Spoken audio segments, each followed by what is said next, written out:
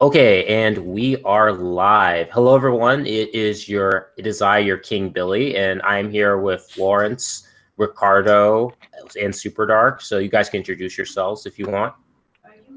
Ricardo here. I just want some damn hot peppers on my hot dog. Take it away, Lawrence. Yeah, it's me, Florence again. Yeah, it's happy to be here again. What's up, guys? Super Dark Water on the channel. I got a new vlog channel. Go check it out. My comic book review channel as well. Oh, that's cool. Yeah, so I kind of forgot to add your guys' links to your guys' Twitter accounts and other channels, but I'll try to do that maybe after the stream's over. So yeah, Cool. But so basically, before the stream started, we were talking about, basically how like companies were catering to a minority group of people that wouldn't really even buy the product. And you mentioned something about merchandise, Ricardo, which is actually very interesting because, like back in the 70s, when Superman first came out, the merchandise sales for DC went really high up, but the comic books didn't sell anymore. In fact, they were dropping in sales, which is kind of like what's happening to Disney right now with Marvel, where the movies are selling and the merchandise is selling like crazy. Like it's like a merchandise empire, but the product that creates the merchandise is basically, selling like crap. Because that's been an issue. Because I mean, that's basically what Disney's become. That's the ironic thing is Marvel, in a sense, has become what Disney's become, which is it's all about the merchandise. Like Disney makes most of its money now from all the merchandising, all of the live action remakes. Like only a fraction of its money comes from animation, despite the fact that that's what made them who they were today. Well, what do you do with an animated series? Make a bit of money off of commercials? Like, I don't even know. Well, it's the merchandise. Like when the Disney Renaissance happened, that's when their merchandising like boom happened with Disney, where you had like the princess set, where you had all this merchandise involving like their princess movies. And then you also had all of the albums because that was when like CDs and cassette players took off. So, you had a bunch of people buying all the soundtracks for their films.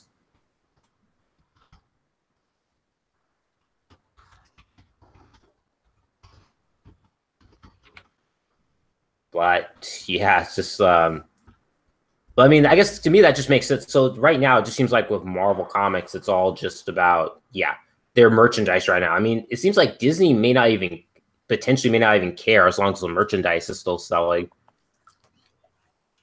Well, yeah, I guess it's because the movies are kind of I kind of blame it on. Well, personally, I think that Marvel, the comics, should probably do a better job at advertising their stuff because, like the last, because like I'm on YouTube and I see ads for, whatever comment. Like I've seen like 3 ads in total for DC Comics and like zilch from Marvel. So. Yeah, that's interesting. What kind of ads did you see? Because I have ad blocker running.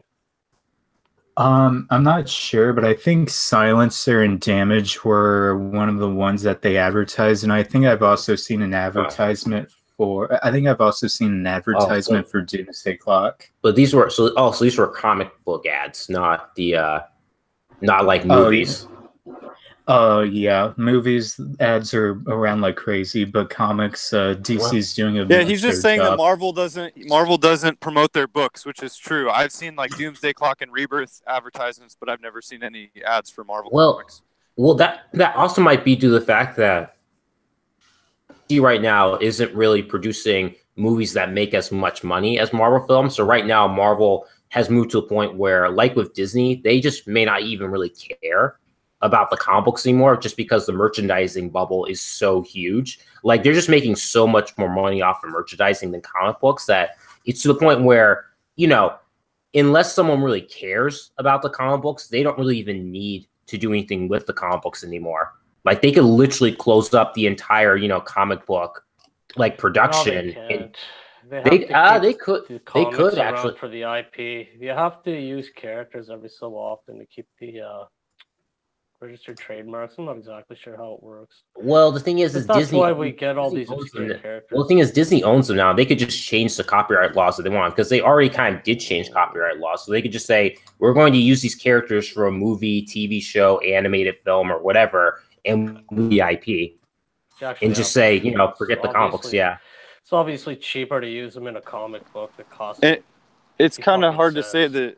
It's kind of hard to say that DC's not making money because I mean, Batman vs Superman made more money than Guardians of the Galaxy, Winter Soldier, Doctor Strange, Iron Man 2.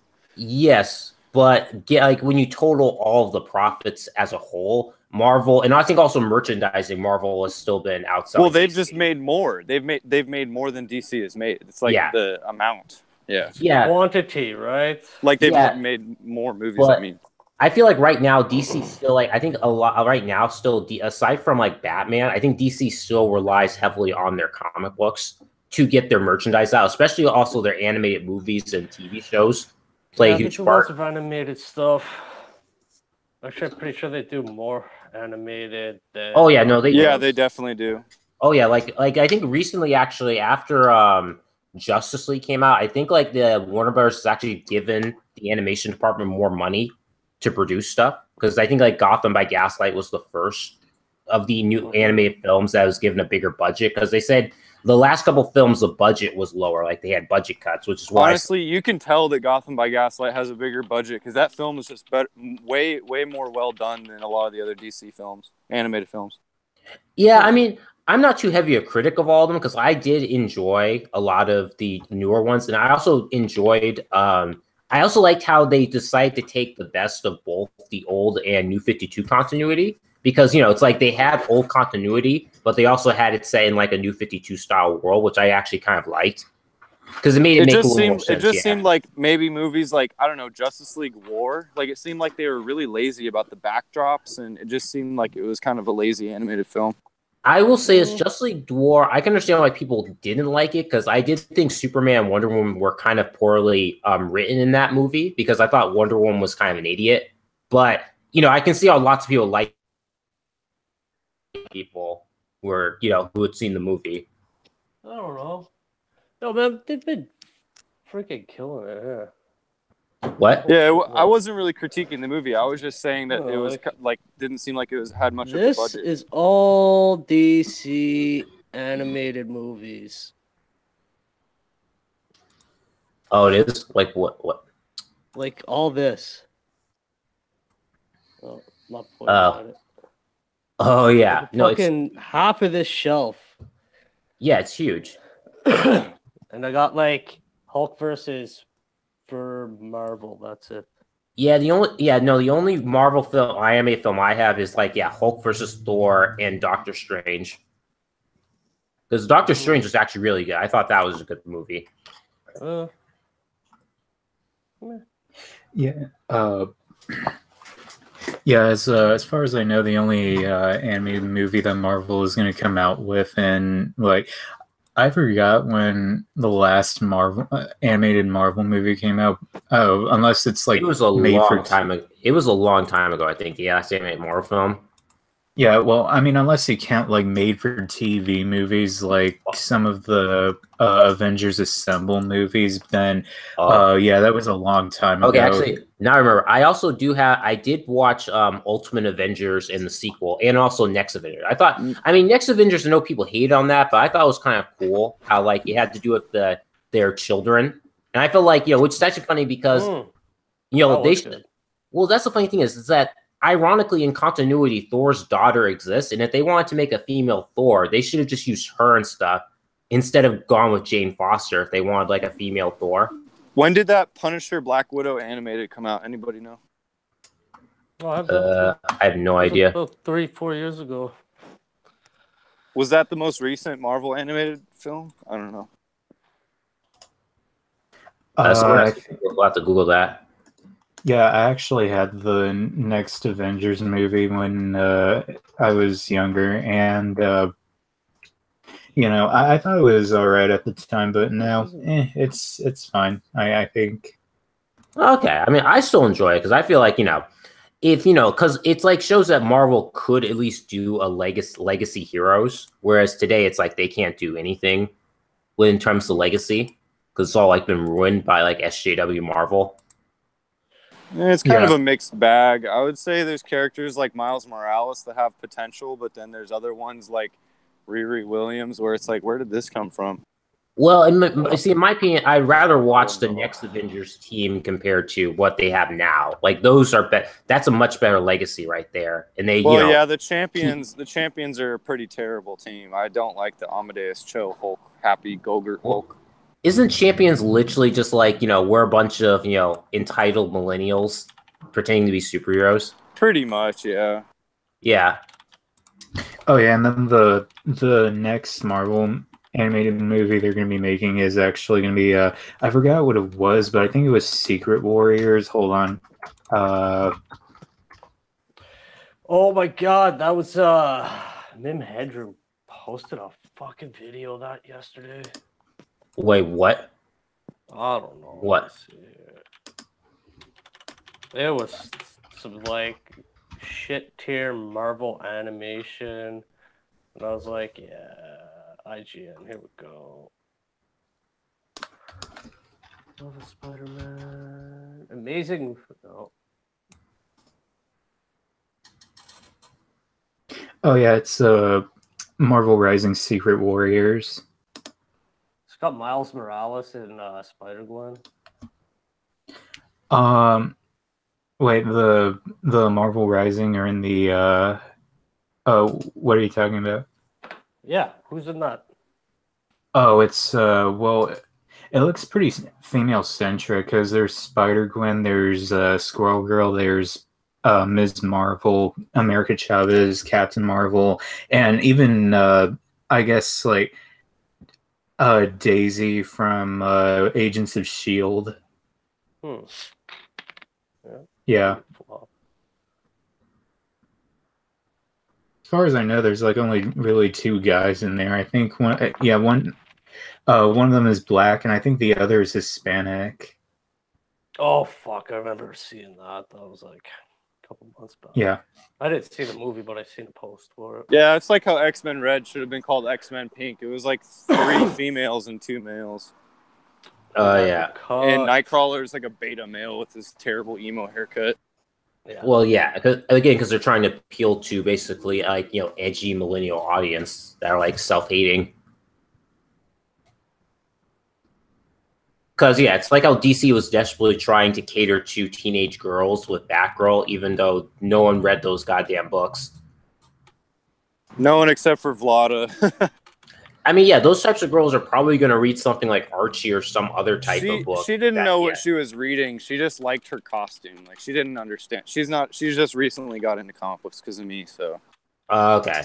But see, that's the thing is that when it comes to like girls like that, they're going to more likely read manga or Archie comics because they, their storylines fit that whole narrative better. Yeah, I think that she's starting to get more into Harley Quinn, and she has like some interest in some of the stuff I read, like Superman. So I don't know. We'll see what happens. Yeah, I hope she doesn't get too much in Harley Quinn because Harley Quinn is kind of getting annoying because they're trying to make Harley Quinn DC's Deadpool. Harley Quinn. Well, that's Red Tool. But I don't know. Harley Quinn is actually kind of entertaining. I didn't like that one SJW comic that they had with like all the like, I don't know. You guys remember that? It was like the winter comic. It was like Winter and Batgirl and Harley Quinn were in it, and it was like super gross. Like, I don't even remember what it was. I thought that was a Batgirl one. Wait, are you talking about the climate change? The climate change propaganda? It might have been Batgirl featuring Harley Quinn. I just know they were both in it. Well, is that the climate change one? The new Harley Quinn looks good. They got like these roided out fucking penguin thugs or some shit. Okay. No, yeah, I like Red Tool. Red Tool is the reason I like reading Harley Quinn. He's actually funnier than Deadpool. Who's Red Tool? Red Tool is DC's Deadpool. He's just an exact copy of Deadpool. Yeah, he's funnier than Deadpool though. He must have been new, right? He must be a new character because I do not. Within the last like 2 years, I don't know. Ricardo, how long ago did Red Tool come out? Let me see this because I have not heard of this character. It was New 52. So I got the. He's just Deadpool, but for DC, it's pretty funny. He has a better costume. He has a better costume than Deadpool too. Okay, let me clarify. I'm talking about modern Deadpool. Obviously, Rob Liefeld's 1990s Deadpool is the best, but as far as modern Deadpool, I like Red Tool from DC better. Okay, so that's Red Tool. It was Harley Quinn issue 3, New Fool 52. Oh, that's why the Fool with the Tools. That's I have to check that out. That sounds hilarious. I'm gonna go search out that comic and buy it now. First appearance of Red Tool. But it's like, yeah, but I'm see, actually that's the gonna see thing how is the much problem with it's Deadpool is that he's a joke character, and but they sell him so hard that he's become basically like a walking meme, which gets annoying because like I like joke characters, but they shouldn't take up so much of so much like shelf space with so many series. It just gets annoying after a while. I remember I actually this is like in 2014. I was seeing a girl that like legitimately only read comic books for Deadpool. She's like, I love Deadpool comics, and it was the cringiest thing I've ever experienced. Yeah, it's funny enough. I met a girl just like that too. She like only reads Deadpool comics, and she's a Marvel fan, and she doesn't like DC because she thought that the women were like misogynistically drawn. She was one of those people. I know. It's like, oh shit. Yeah. You guys got to see. Oh, I guess we already watched it. Never mind. I just like when Diversity in Comics was like, look at this. Power Girl looks like she's like, yeah, let's go on an adventure. And then like the grumpy SJW one in comparison. Yeah, and then like okay, because so my favorite Diversity in Comics video has to be his Iceman ones where he basically throws the comic books in anger. Yeah. It's like that's like just so bad. It's like I don't know what is Cena Grace's problem. It's just like his writing style is just terrible, and how he characterizes the character is like the most stereotypical way you could portray a gay man. Oh yeah, I actually read the first Iceman issue. I still have to read the rest of them, but one thing I actually thought about yesterday was okay, so they decided to make Iceman gay, their first mainstream gay character, because like the other gay characters in Marvel, North Star is a gay character. Yeah, but I mean he is gay. It's just and also he's not really. I mean, North Star I think is probably C class or C. Yeah, King Billy. He meant like mainstream, like he has his own title. Yeah, and okay. I mean, the thing about North Star is that North Star, he never had a girlfriend before. Like there was no real hints at he could be straight or gay.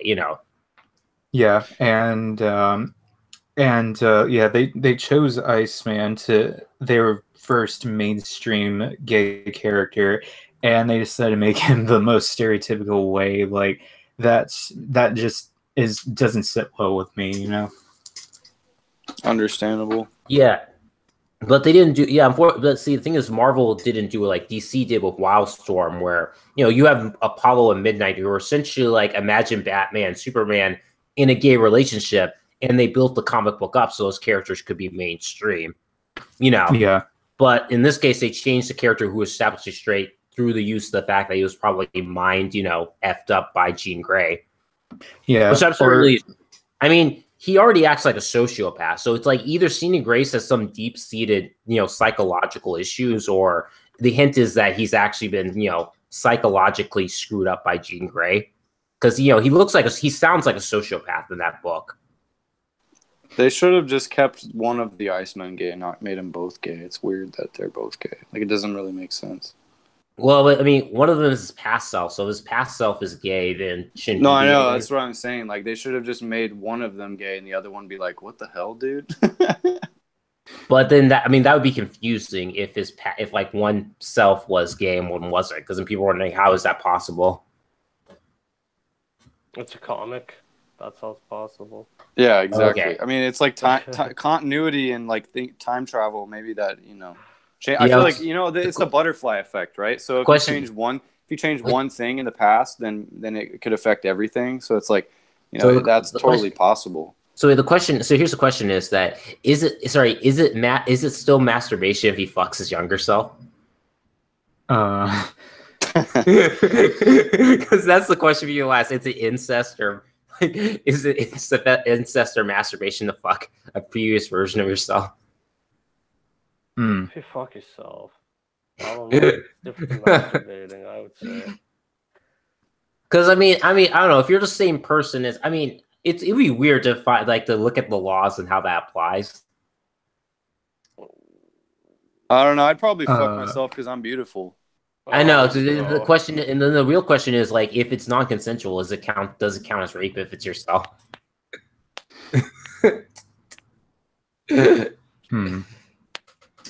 That'd be weird. It's someone's instances where how does the law apply in this scenario? But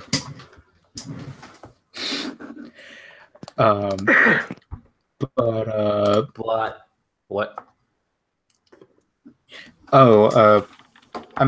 There's actually Wiccan and Hulkling. I honestly think that Wiccan probably should have gotten his own solo series because technically Wiccan is they retconned Scarlet Witch to being an Inhuman, but Scarlet Witch was technically a mutant, so that would make Wiccan a mutant as well, probably. But they could have had Wiccan actually, if they really wanted an X-Men book, they could have just had Wiccan in it and just say, okay, this would, yeah. Well, see, the thing is, turning Scarlet Witch into Inhuman was already really stupid as hell because everyone accepted the fact that they were mutants basically for the most part, and changing that I think was just dumb. But that was just Disney trying to play games with Fox because the whole mutant mutant copyright issue with the movies. But it just seems like they wanted Iceman because he's an established name, which they think is going to get quick money, which it didn't. So they haven't learned their lesson. Yeah, it's all about quick buck basically with this whole these whole diversity quotas. Oh yeah. What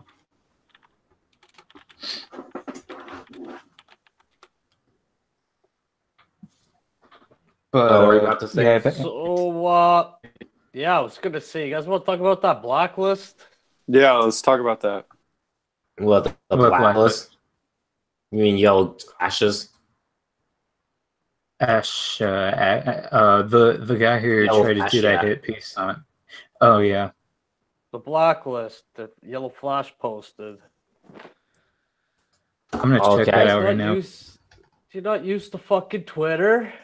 So, anyways, Yellow Flash did a video about a blacklist of a bunch of creators. Yeah. And then Ethan Van Sciver posted a tweet a couple days back saying, "Come on, guys, this is a little much. You should just buy what you like, and whatnot." I didn't pay much attention to it. And then Yellow Flash posted a response tweet with a poll, and it looked like people were against the blacklist. And I was just wondering everybody's thoughts. Well, my personal opinion on that is that I wouldn't call it a blacklist, but I do think there should be an archive, almost like a record of what these creators have been doing and all the horrible stuff they said. Because think of it almost like a criminal background, where when you can just basically keep a hold of things what people have said, so people know that these people have been doing what. That's a blacklist. I always think of blacklist as regardless, people are not going to do. You have a list of people that you're going to single out. Well, I would put anyone who basically did such and such as, that were being very unprofessional, inappropriate, and to the point, being really, really, really did a real big disservice to the industry that they're working for. Yeah, but is it your business to spread that around? Well, when someone does something, when people do that like a business, say a retail store, people are going to spread it around and gossip. And basically, it's no different. Think of it like a review. If someone has a serious problem with the company, they're going to put a list of reasons why they don't like a company. I think the whole point was we got. Give us a brief explanation. Can you hear me? Yeah, it just got a bit choppy. And looks like you're muted. And are you still there? It looks like you're muted. Oh, I was just saying, could you give us a brief explanation of the Yellow Flash blacklist? All I did was see it on Twitter. I don't really know what it is. Well, that's basically all there is to it. You want me to do a screen share or something? Yeah, it's just a list of creators that people should avoid and not buy their comic books to basically make a statement that we're not going to give them any of our money.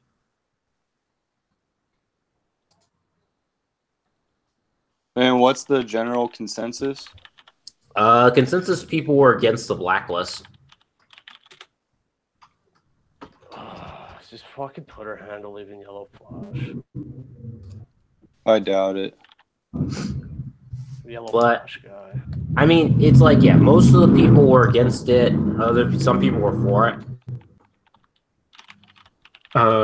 The blacklist. Most of the people were against the blacklist. Yeah. Screen share up. Oh. Yeah. So basically, 63% said no to blacklist. 37 says yep, keep a blacklist.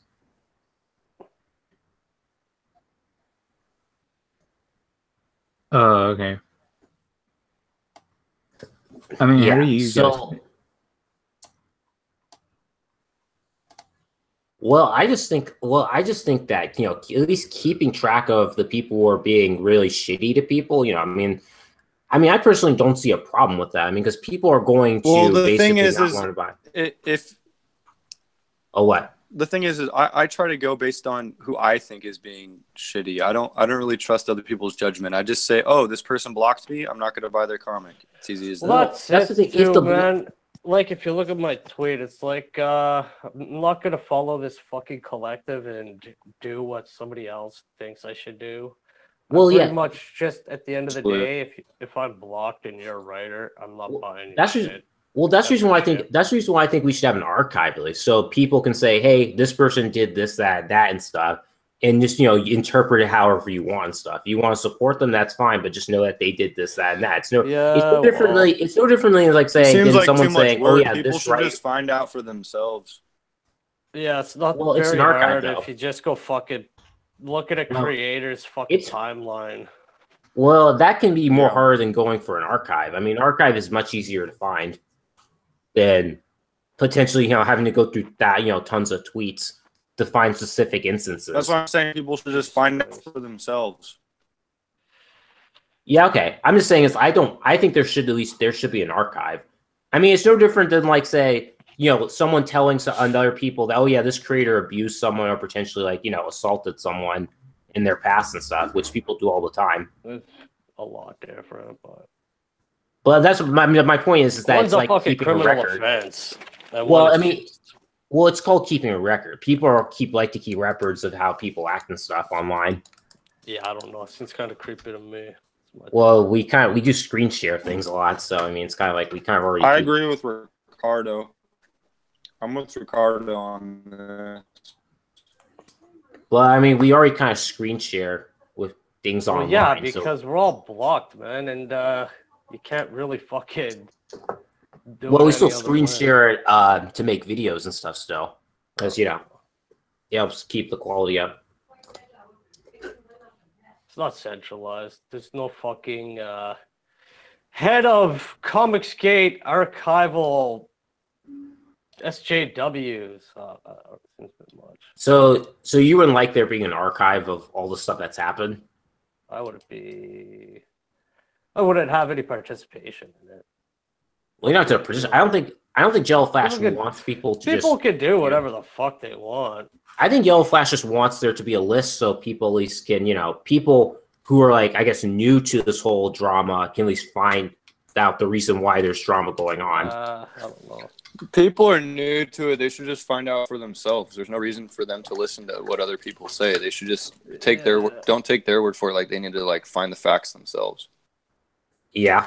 It's not like it's going to affect them the same anyways. Saying that you're just on the side of Comicsgate, everybody has different stakes in the game, and everybody has different reasons for, you know, not buying a book or buying a book. So yeah, like, I don't know. Chip blocked me. I don't know why it blocked me. This book is good, so I still bought it. Then don't give me your money, man. Whatever. And then the guy on X-Men Red blocked me.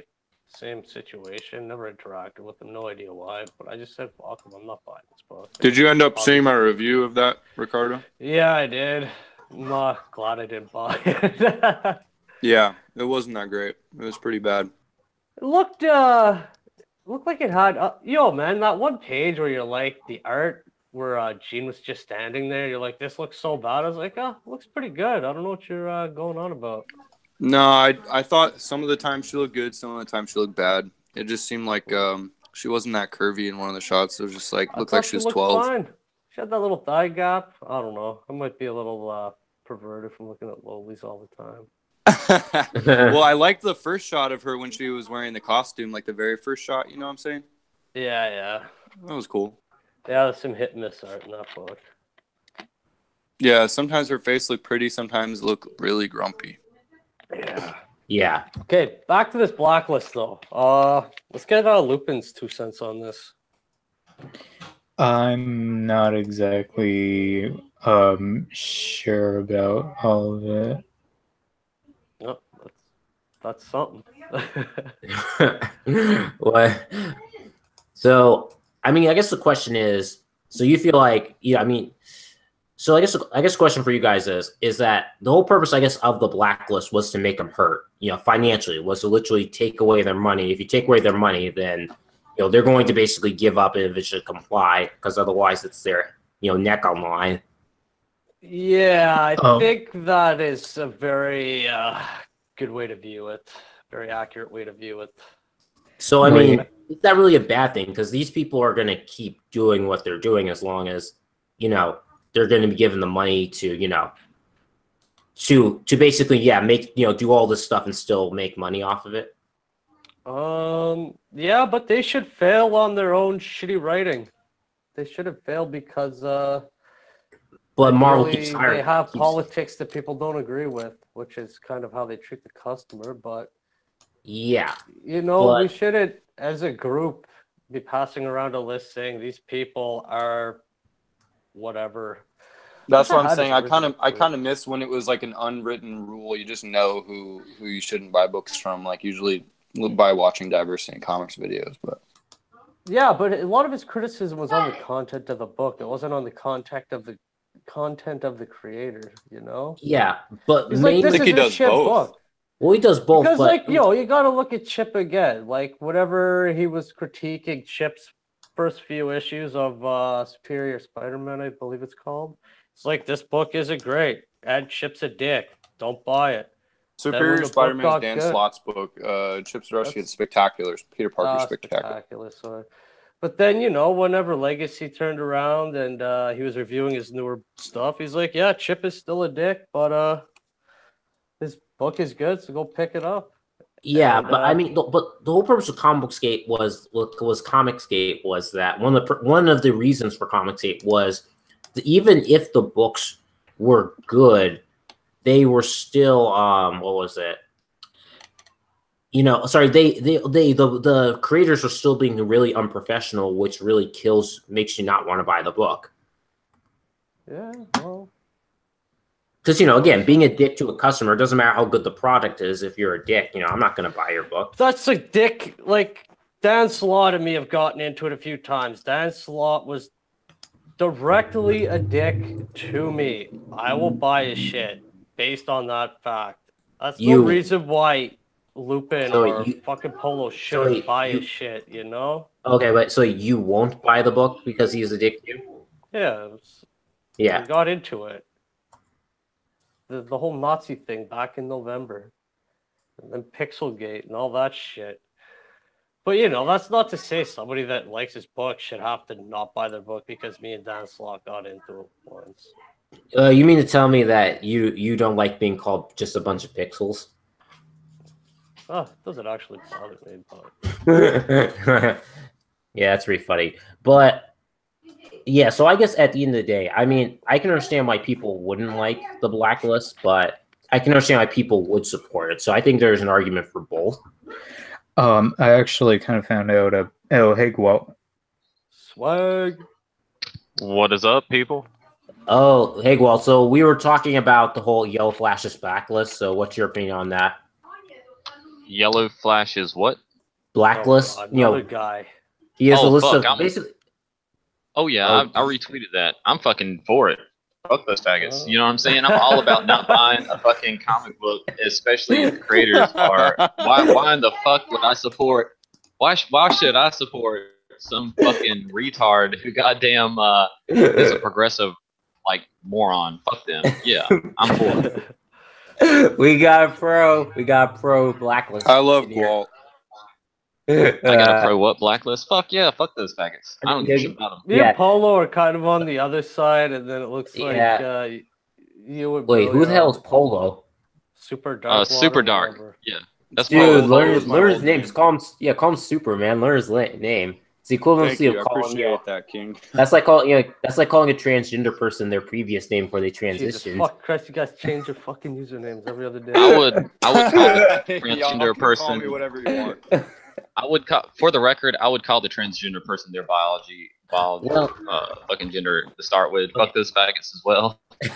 Well, yeah. In joking aside, it's like So I feel like So you two like Ricardo and Super Dark, you're on the against the blacklist, Walt's for, and I would say I guess I'm kind of in the middle. I mean, I could see arguments for both, but I do feel like me personally, I don't mind keeping a list of bad things that these people did, especially when you have so much media that is basically blocking for them.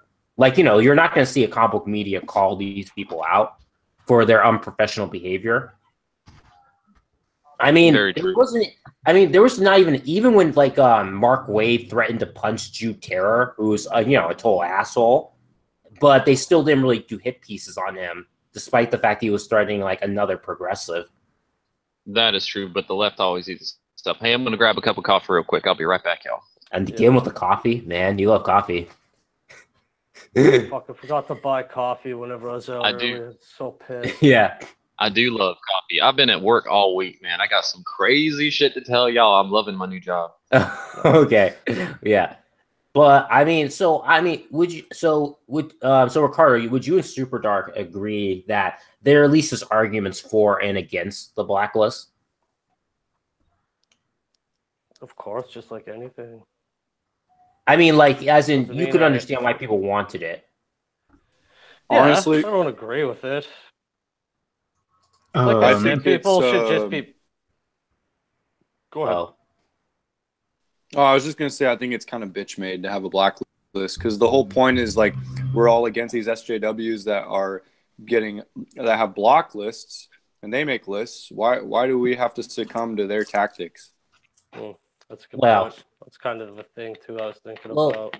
I mean, there's a slight difference. We're not really blocking people. We're just not buying their book. We're just not buying their books and stuff.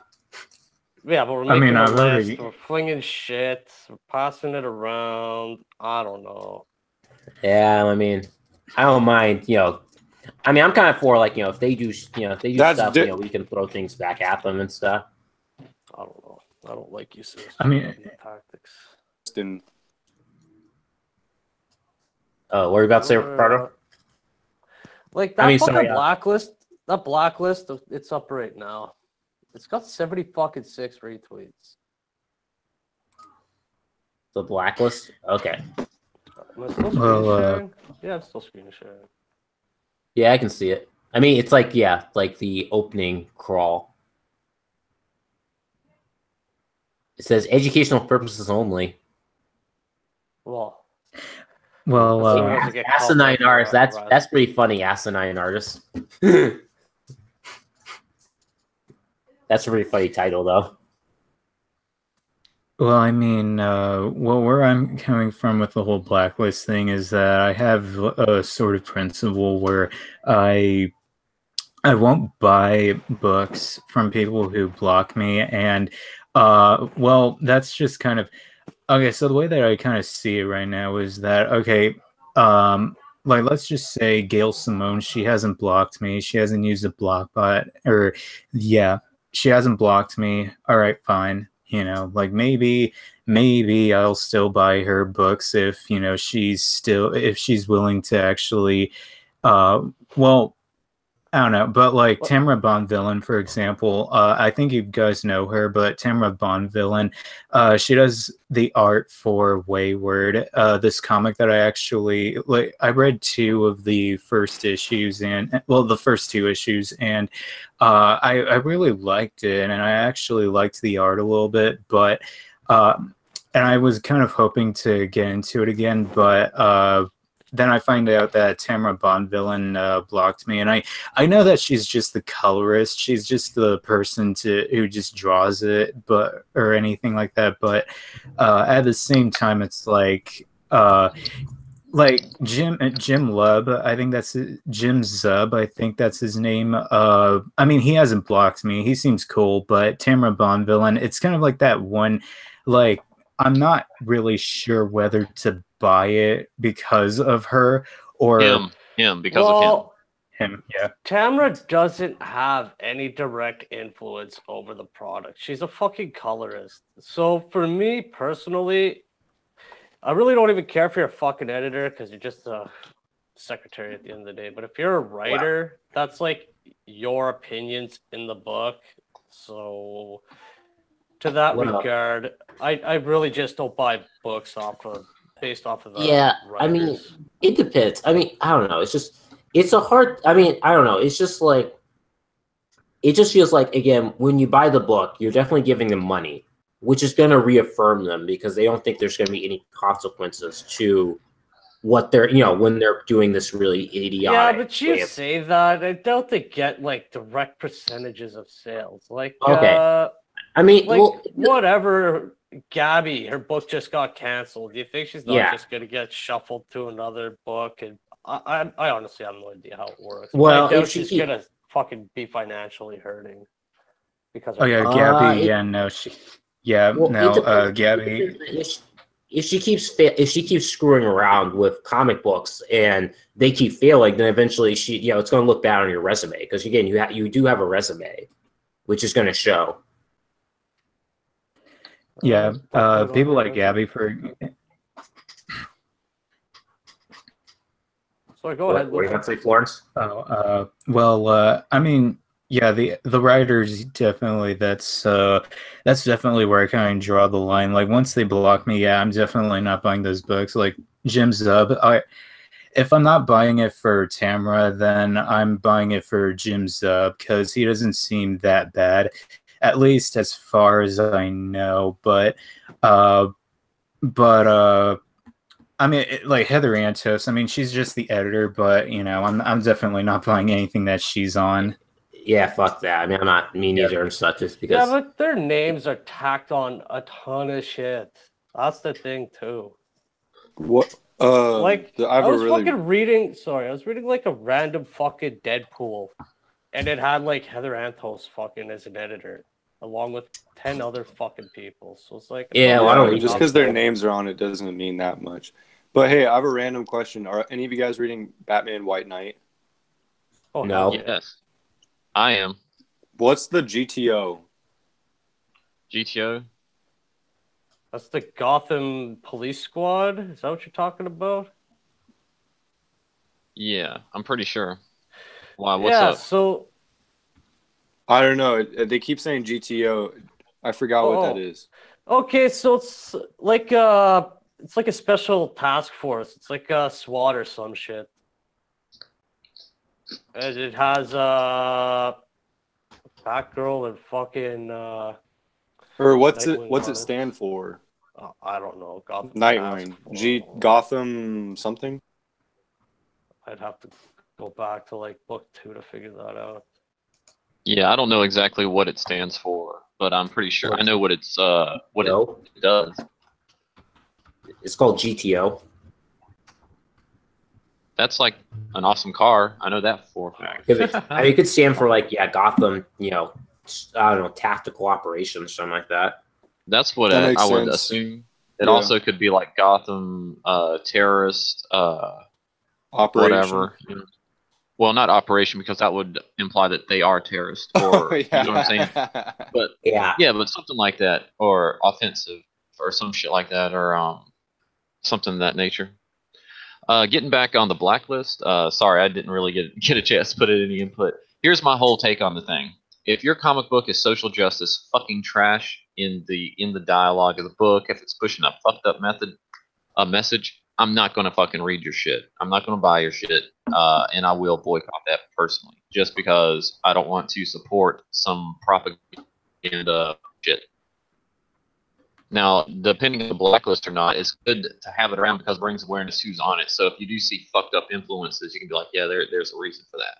But as far as like that one faggot Tam, yeah, that guy's a jackass. He's fucking stupid, and he is just a fucking colorist or whatever. But I think who the fuck? Like, there's no way. I mean, it would depend. Like, let's say if a writer that I really like, who's not a fucking SJW, is writing a book, and you've got fucktard like SJWs who are helping work on the book, that might sway my opinion on whether or not to write it or not.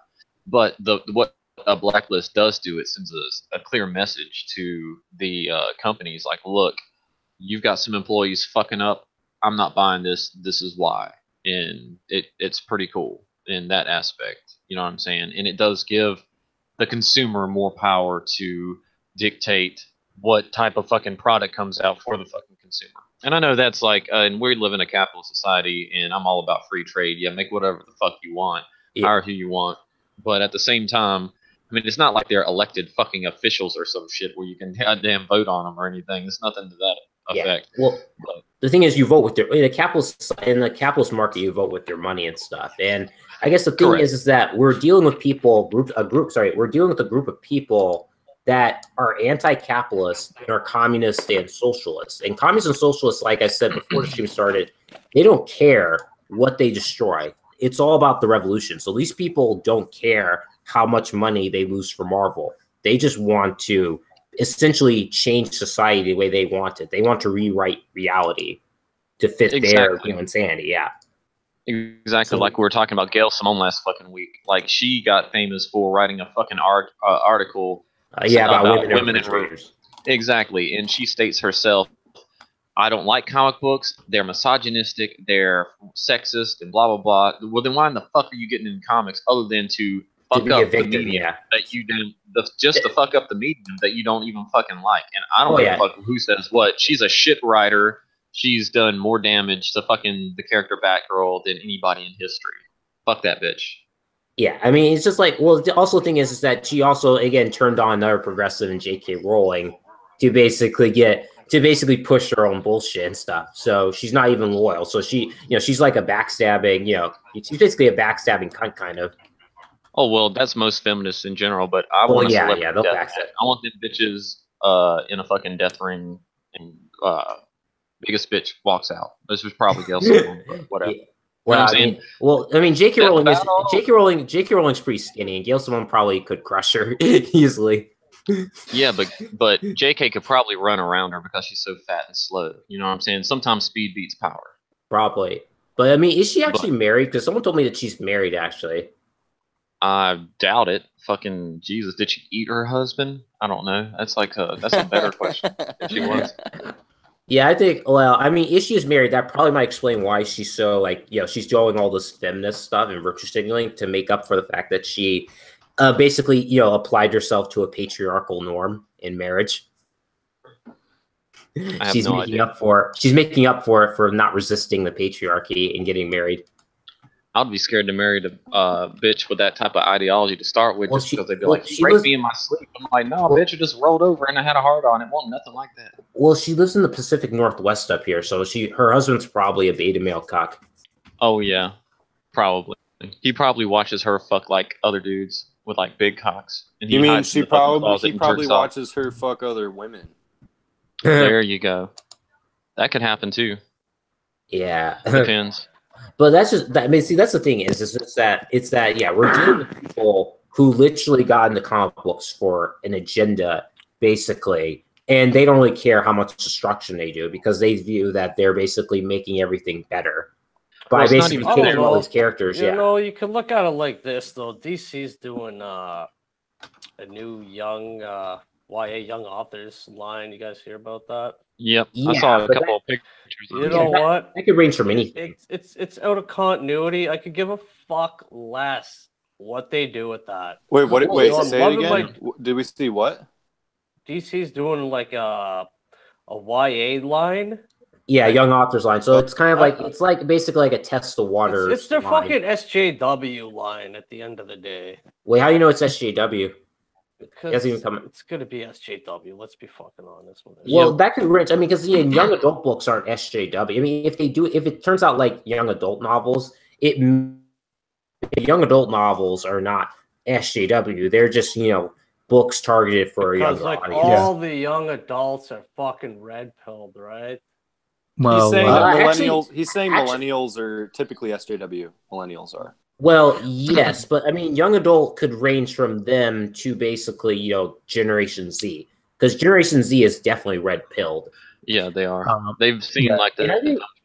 I also think it's like what Lauren Sutter herself said. I think she believes that millennials are actually more red pilled than we think they are. It's just because there's such a a loud minority that people think we're all SJWs, but I don't think we are. Because like Milo has a huge number of millennial fans. Like his fans are huge, and most of them are young. Yeah, a lot of them are girls too. What were you saying? Girls, yeah. Yeah, I was actually going to say that. I guess it kind of depends on the era, because I think back in the 1980s, one of the young adult novel that actually, or series actually, in the 1980s was Ender's Game. Yeah. Well, yeah, that writer. Oh yeah, that writer. Everyone hates the writer because he doesn't like gay marriage and stuff, but he's a great writer though, and he doesn't push his politics into any of his books from the look of it. But people get so offended by the fact that he. Ironically enough, he looks a little bit like Mark Waid, kind of. Yeah. All right, let's see what we got here. But that's just the thing is that young adult, I mean, especially when it comes to novels, could range from, I mean, it could be SJW, it could not be SJW. I mean, it sounds like it might be just like a water testing for, new people who are making comics and getting into comics. Yeah, I agree with Ricardo, as in I don't give a fuck about that series because it is an Elseworlds story. It's got shit to do with main continuity, and that's what I wish they had done. Please don't drag the Elseworlds name through the dirt by saying it's Elseworlds. It's totally not Elseworlds. But Elseworlds is great. I mean, people love Elseworlds because Elseworlds is a good thing. This is just a stupid YA out of continuity thing. Yeah, but we haven't even seen it yet. We don't know what it exactly is. Yeah. Exactly. But my whole deal is. That's what I wish it had happened with the SJW Marvels. They should have been like a different fucking universe that they did that shit in instead of fucking up all their main continuity. But that's the good thing is if it is SJW, at least it's in another continuity rather than main continuity fucking everything up. So at least exactly better thing, yeah. So regardless, you don't end up with a fucking a gay Damien or some shit. Yeah. You don't end up with like a black woman as Batman who's a sociopath. Yeah, Iron Man. You don't end up with like, I don't know, a gay Flash who basically is like psychotic and stuff.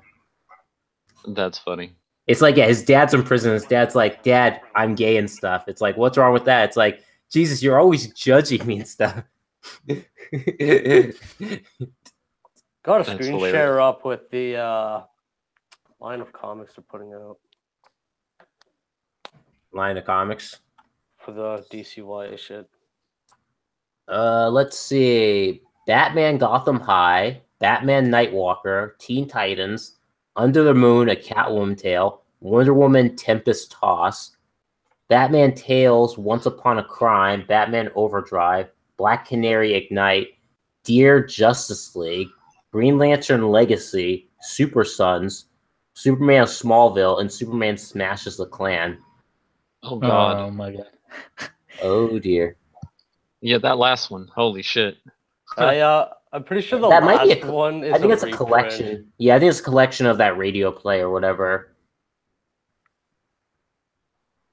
Yeah. I don't. I'm kind of curious. Oh, I will what? say this: the Dear Justice League one does seem like that has red flags all over it. All this shit has red flags on it. Not all of them. Like, So look, I mean, read the fucking line right here. what line? What line? The one They're that going to I focus highlighted. on girls. They're going to focus on girls. If you look at readership in middle grade and young adults in general, you'll see a swing on the side of the female readers. Oh fuck. Yeah, but like I said, they're doing this all out of continuity. They're gonna do their own thing. They're not gonna start, fuck if I care what they do. Wait, I'm not but buying any of those. Wait, books. wait, I'll but tell you if that they're right focusing now. on girls, then why is there so many Batman titles and why the Super Sons? That makes no sense. Super I Sons agree. is entirely that I feel like, I Girls don't know. love Batman. That is Vlada true. was like, Batman's my favorite when I met her. Who wrote this article? I'm sorry, what website is this article on? Is it DC's official website? No. Up at the top there, comics worth reading. Okay, I call bullshit. I think it's fake news. I call bullshit. I think that's bullshit. Yeah. Yeah, that's the screenshot that I saw right there with the this Justice League that they have up. But at the same time, yeah, more girls in middle school do read books than guys because guys are normally focused on sports, video games, shit like Yes, that. but girls read actual books more than they do read comic books. Correct. I agree. Or they read manga. It's either books or manga. That's literally it. So it's again, I just think that this is fake news. Really, is that the series are there, but this whole article I think might be bullshit. What they're trying to sell you. How do you figure this is bullshit? Because this is not DC's official. This is not the official DC site. DC has their own website, so if they're going to say on their on their official website, fucking site too, man. Oh, what? All this is on you just go out and Google search like DC Zoom. Does it? Is it? I mean, I know the plans are there, but I don't think did they really mention that they're going to be focusing on girls. To be honest, I saw this YA stuff for DC, and I was like, okay, next. I don't care. Personally, one thing that I kind of see a lot in YA is you'll probably have like a female there you go. It's right on protagonist. the fucking main site. Sorry. Oh, that's okay. I mean, personally, I've read a lot of, well, not a lot, but just enough to know about what a lot of YA is about. And usually it's kind of like there's a female protagonist, and I'm not like female protagonists are a-okay if they're written well, but there tends to sometimes be like the men around them are probably less less competent, I guess you can say. Just kind of ranging from like Twilight to say or like I was thinking Hunger Games, but it's been for that since I've actually read that. But I mean, typically the tropes that come from YA are like I can pretty much tell that these are well. Yeah, I just lost my train of thought. Sorry. No, I get it. What you're saying. You're saying that a lot of the male characters are completely taken out of context. They're basically just supporting roles or whatnot, or they're like the guy in the commercial where his wife is like, "Oh, honey, you couldn't fucking fix the stove or whatever," and he's just a big dunce. Okay, so I looked at the page, and it doesn't mention that they're focusing on girl readers. That the DC page doesn't say that. So that was something that the other page brought up, not DC itself. So I'm going to be skeptical about that line until the books actually come out, or if a creator or DC makes an official statement like that. So I just think we shouldn't jump the gun like that until it's actually confirmed by DC that that's what they're doing. Yeah, I agree, but at the same time, like if we're just talking about American comic books, like the readership is such a small minority of females compared to, and when I'm excluding manga and I'm excluding like anything that's not fucking Western, you know what I'm saying? Actual comic book literature. Yeah, even if you look at graphic novels and shit like that, you know what I'm saying? Well, that's because women were smart and started reading books. I'm just kidding. Well, no, I started reading books in like the 6th grade. Oh no, I was just making a joke saying that they're they were more literate than we were. Oh yeah, no, that's a fact as far as like communication skills. And if you look at like college, Yeah. So basically, degrees and whatnot. So basically, what feminists are saying is feminists want girls to be less literate and read comic books. Well, possibly. I mean, Okay. feminists want a lot of retarded shit. Well, yeah, but you know that's what they do. But because I mean, technically, I mean, a women going into books is going to get them a lot more money than writing a fucking comic book is ever going to do. Oh yeah. Yeah, so that's the hilarious thing is that they like want women to make less money. They just get triggered when something is male dominated. Yeah, they basically just want to destroy whatever fucking thing they can do. That feminism doesn't produce shit. They just destroy shit. Well, yeah, it's easy that way. That actually kind of reminds me of. I'm saying it's easier to smash something than create something. Really, I mean, it's easy to get a baseball bat and smash a window. It's hard to make a window. True. Yeah. So, I actually kind of saw this video on Star Wars the other day about subversion over substance, where it's basically yeah. Sorry, say it. Continue. Yeah. This guy was actually kind of explaining that oh man, what was it? He had this point where crap, I forgot what it was, but well, subversion over substance. I think, what were you guys talking about before I talked? We were talking. Well, we mentioned about feminists basically destroying rather than creating because it's easier to destroy. So are you talking about the easy route? Like they were talking about how with Star Wars they took the easy route.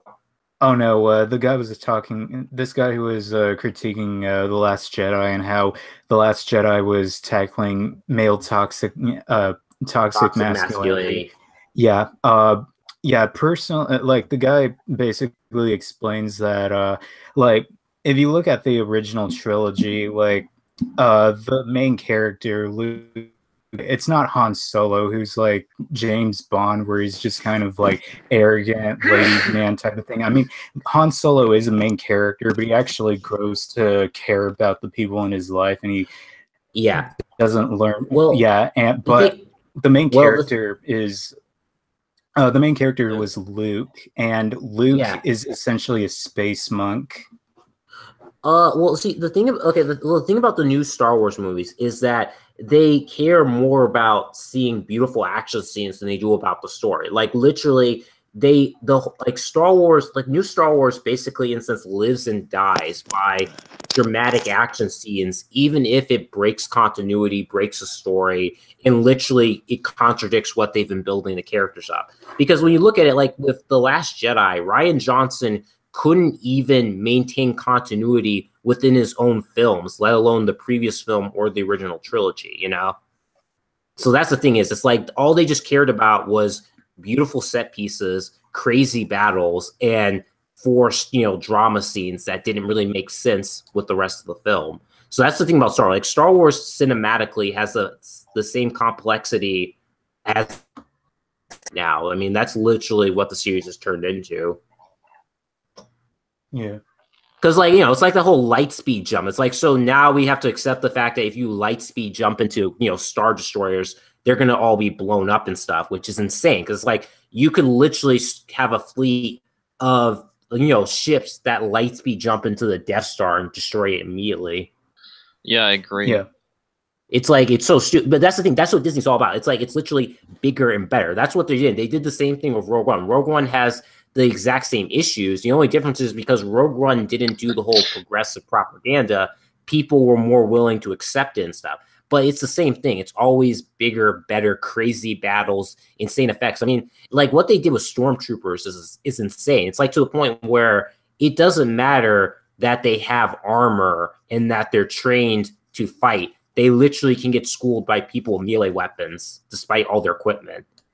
Yeah, and I think I actually there was this one other thing where I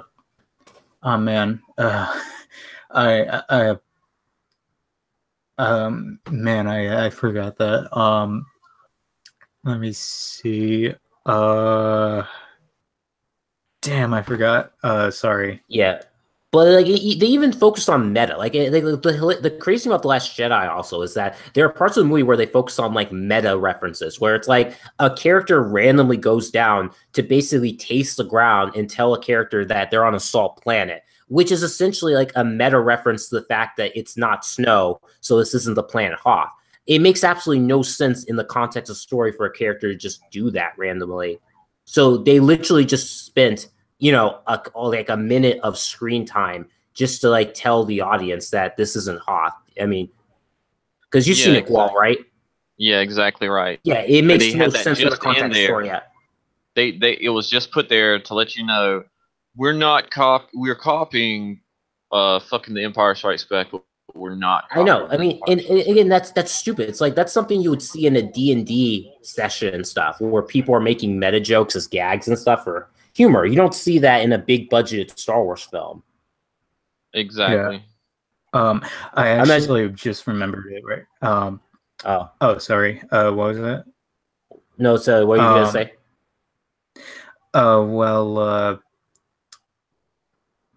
I remember there was, I don't know if this was in any of the movies or the original trilogy or in the Clone Wars, but I think I remember specifically that there were smaller ships that did go into hyperspace, and that when a Star Destroyer came out of nowhere and these smaller ships were going into hyperspace, they crashed into these normal regular Star Destroyers, and they got destroyed. The smaller ships, not the Star Destroyer. So I don't know if like that completely ruins,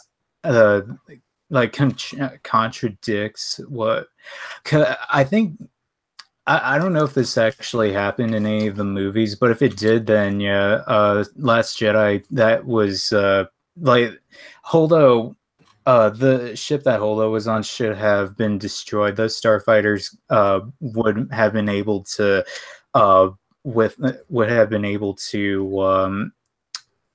been protected by that.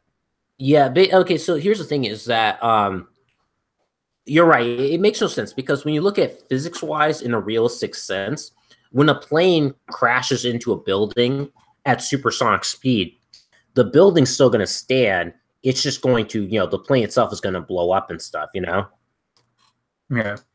It's like that's kind of how it works and stuff. It depends on like the size and density of the plane, how it will affect the, the impact and stuff, pretty much. Whereas with this, it's kind of like hitting something in hyperspace apparently destabilizes time and space, which creates a massive explosion. Yeah. So it's just weird. But again, it just seems like a ridiculous thing to come up with suddenly, and it's like never been done before. Because it literally is just essentially ramming a ship into hyperspace. Ramming a ship from hyperspace into another ship, which creates a massive explosion and destroys a fleet. Yeah. Yeah. And also, like you mentioned earlier, why don't you just have fucking drone ships with that goddamn technology? You know what I'm saying? Unless it's like extremely expensive to do that. You could have like unmanned fucking ships, and congratulations. They've had hyperspace for thousands of years, so it's that bullshit that they couldn't make drone ships to do that. Exactly. Yep. Yeah, and I mean, how are the comics, the new ones from that Disney's doing? I heard they're not too good or something. Which one? The Star Wars comics? Which comics are you talking? Just the ones that Disney's doing in general. I haven't seen any of them. Yeah, because I know the Marvel ones do well. It like kind of like there was that Doctor one. I remember that was like basically like a feminist agenda or something. Because I remember DNC complained about it. Like DNC, I think did a video on that whole thing. Yeah, I think I saw that one. Yeah, because Marvel is no longer making the comics anymore for Star Wars. Oh, good. Maybe it'll stop with the fucking feminist bullshit and having goddamn two of the baddest dudes in the galaxy fucking literally on their knees. Yeah, I think they gave it to IDW, right? Who did they give it to? Oh god damn! Don't say that. If they gave it to IDW, it's fucking gonna get even worse. They're gonna make like Luca fucking a tranny or some shit. That's kind of too. That's kind of too bad since like you know, IDW at least used to do really good Ninja Turtle stories.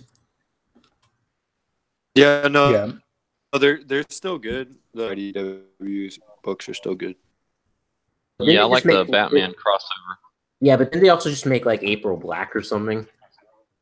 That's yeah, the fuck cartoon. that shit. That was for a new cartoon. Well, that's our cartoon. Okay, I was like, yeah, I think that's really stupid. Because Yeah. Oh, what? and then you had all those people trying to say that she was originally black in the first place, which is bullshit. Yeah, I that mean, is bullshit. Yeah, like Brianna Wu, like she like showed her face to try and push this stuff. Brianna Wu's a fucking moron.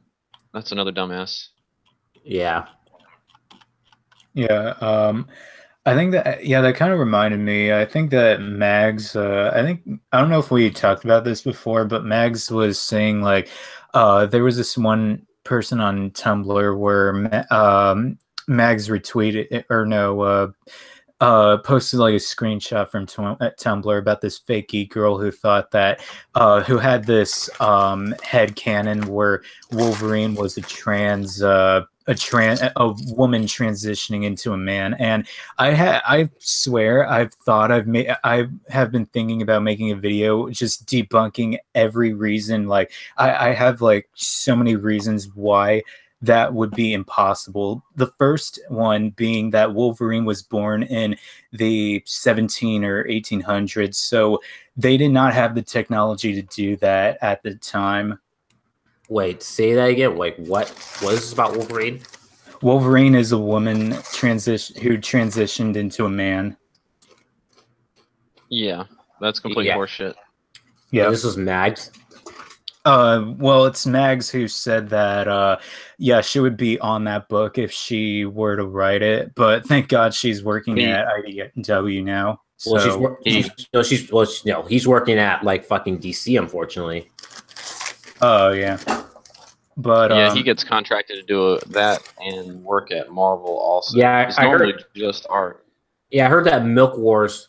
Yeah, his Milk Wars thing was like terrible. Like he had like one story at the end of it, and it's like garbage.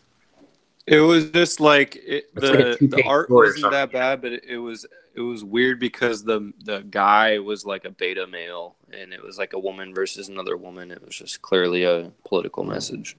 Yeah, but like it's like a 2-page story, and I heard it was god awful. Oh yeah. Yeah, that's why I'm saying it wasn't that bad. The only thing that was bad about it was that the guy was like a total beta male, but everything else was fine. It was like a classic like sci-fi story. It wasn't too bad. Okay, wow. Yeah, but it's funny enough. But the funny thing about Mags is that people release pictures of him before he like tried to transition into a woman and stuff. So it's like when I first saw his picture, I was like, oh, he looks very awfully familiar and stuff. So I just kept thinking about it, and then it just hit me and stuff. He looks exactly like fucking Rob from Comics Explained. Hell yeah. Yeah, he looks like true. Yeah, so it's like that's just frightening and stuff. Yeah, he looks exactly like Rob from Comics Explained. I'm gonna probably look her up or his picture up. He said someone on Facebook posted pictures. Yeah, I think someone on Twitter posted pictures, right, of like the before and after transition. Who was that posted? Who posted them? Yeah, I don't know. I personally don't want to give Mags Visaggio any more press. I would love to talk about anything else but that freak.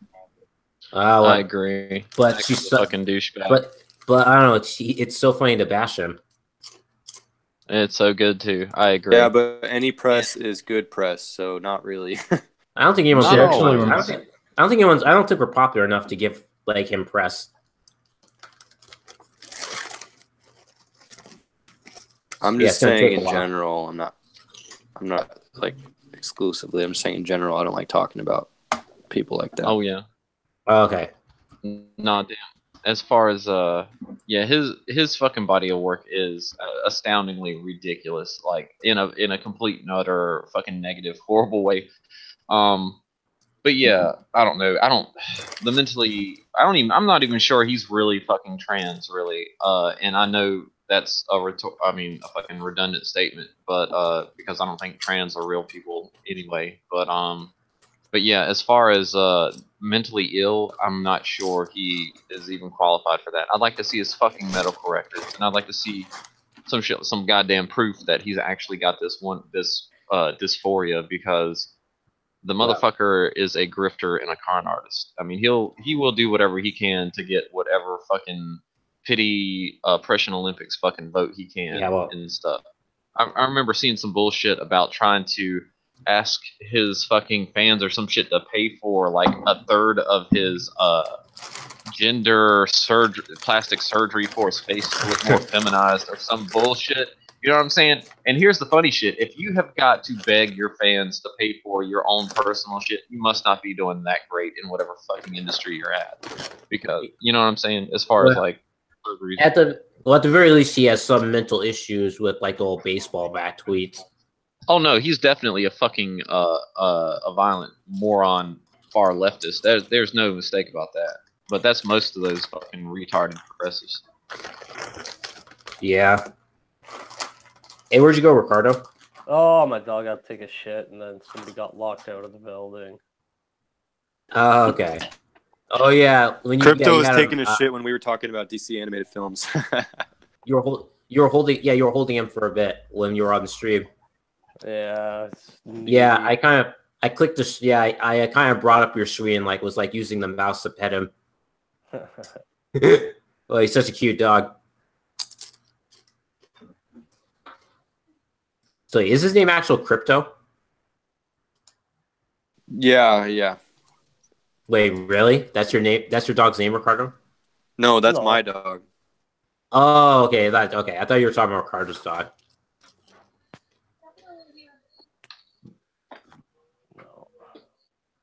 You know, if they're trying to appeal to young adult readers now at DC, they need to give the Super Pets their own comic books, and also bring back the Zoo Crew Squad.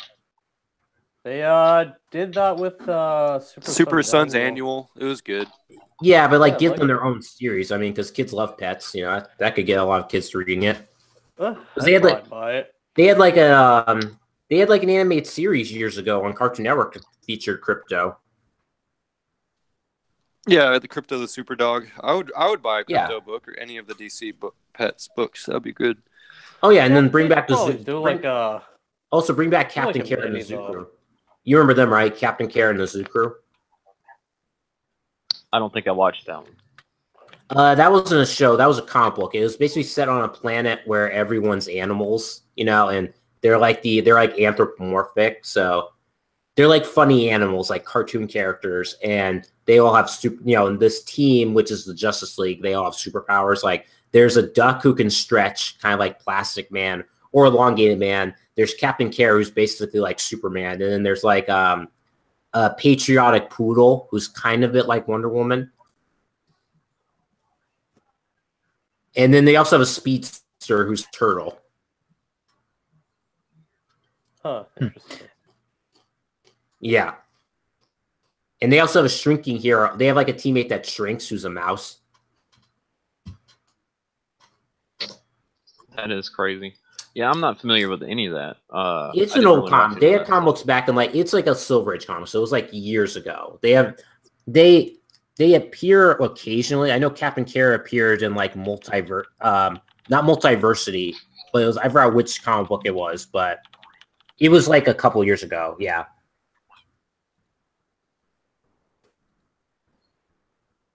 But just in my opinion, I think it would do the series really good to like basically bring those old characters back to appeal to kids, you know?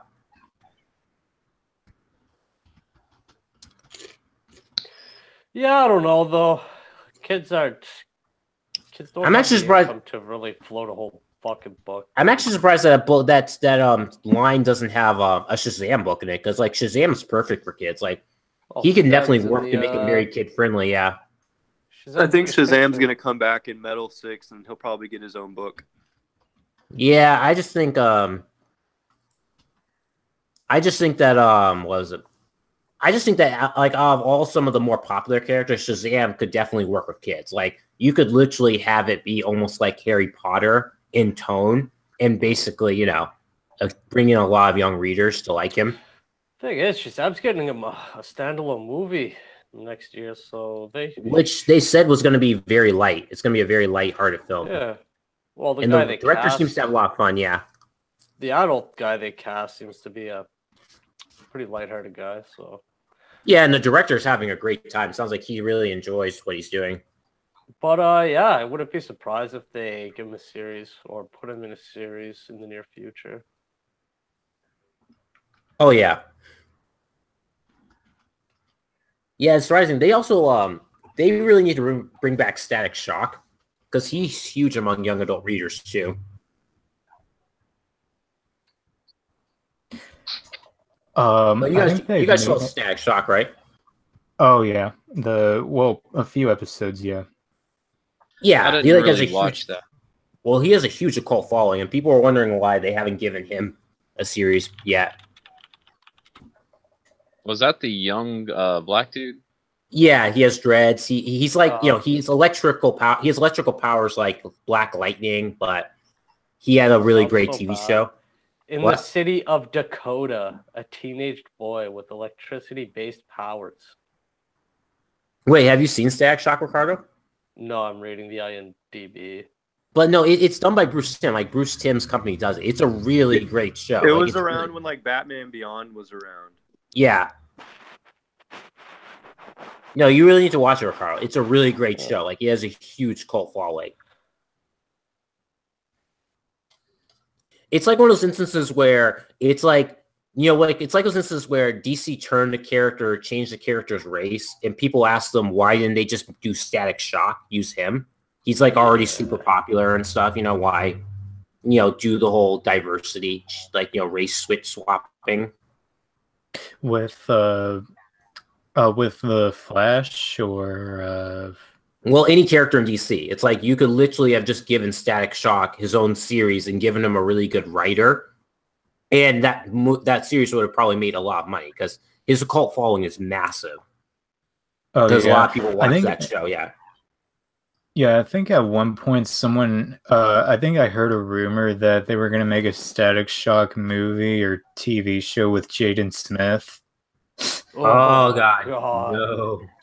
No. It's time to stop. I heard. Oh yeah, that was part of the rumors that because Will Smith signed on for Suicide Squad, he had signed a deal to basically say that they had to have Jaden Smith as Static Shock. It's like, oh God, no. Yeah, that is actually getting back to animated series. That new Arkham or Suicide Squad animated looks dope.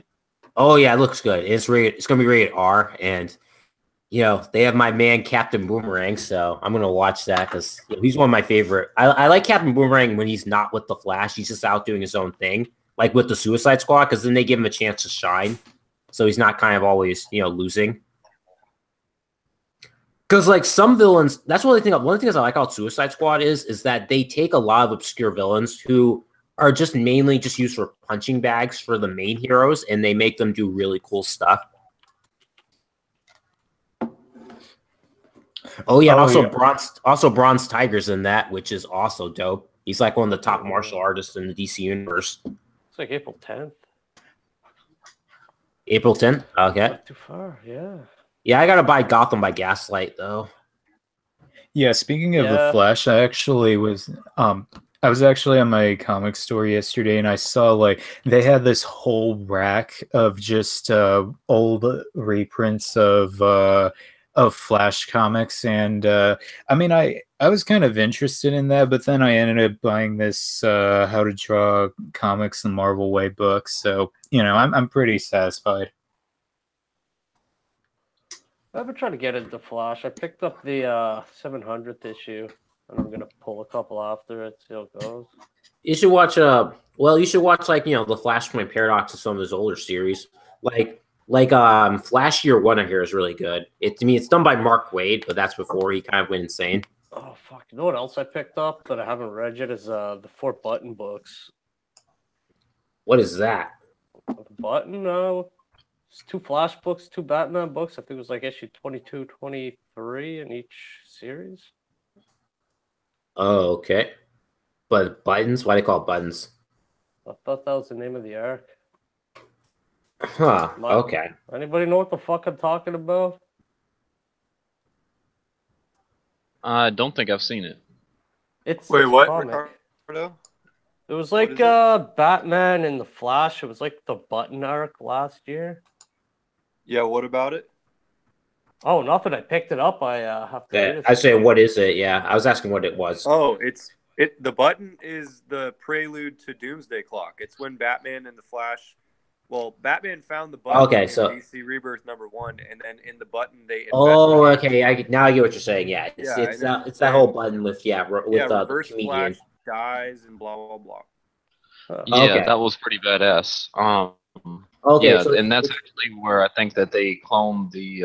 I haven't read the newest Doomsday Clock or whatever that came out. Now I know what you're talking about, but yeah, that's actually where my suspicious came that they cloned the comedian probably from the blood off that button. You know what I'm saying?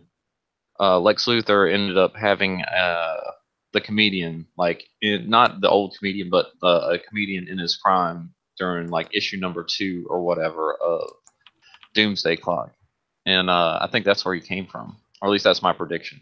Oh, so he had the comedian appeared in Doomsday Clock, and he did in issue #2 at the very end.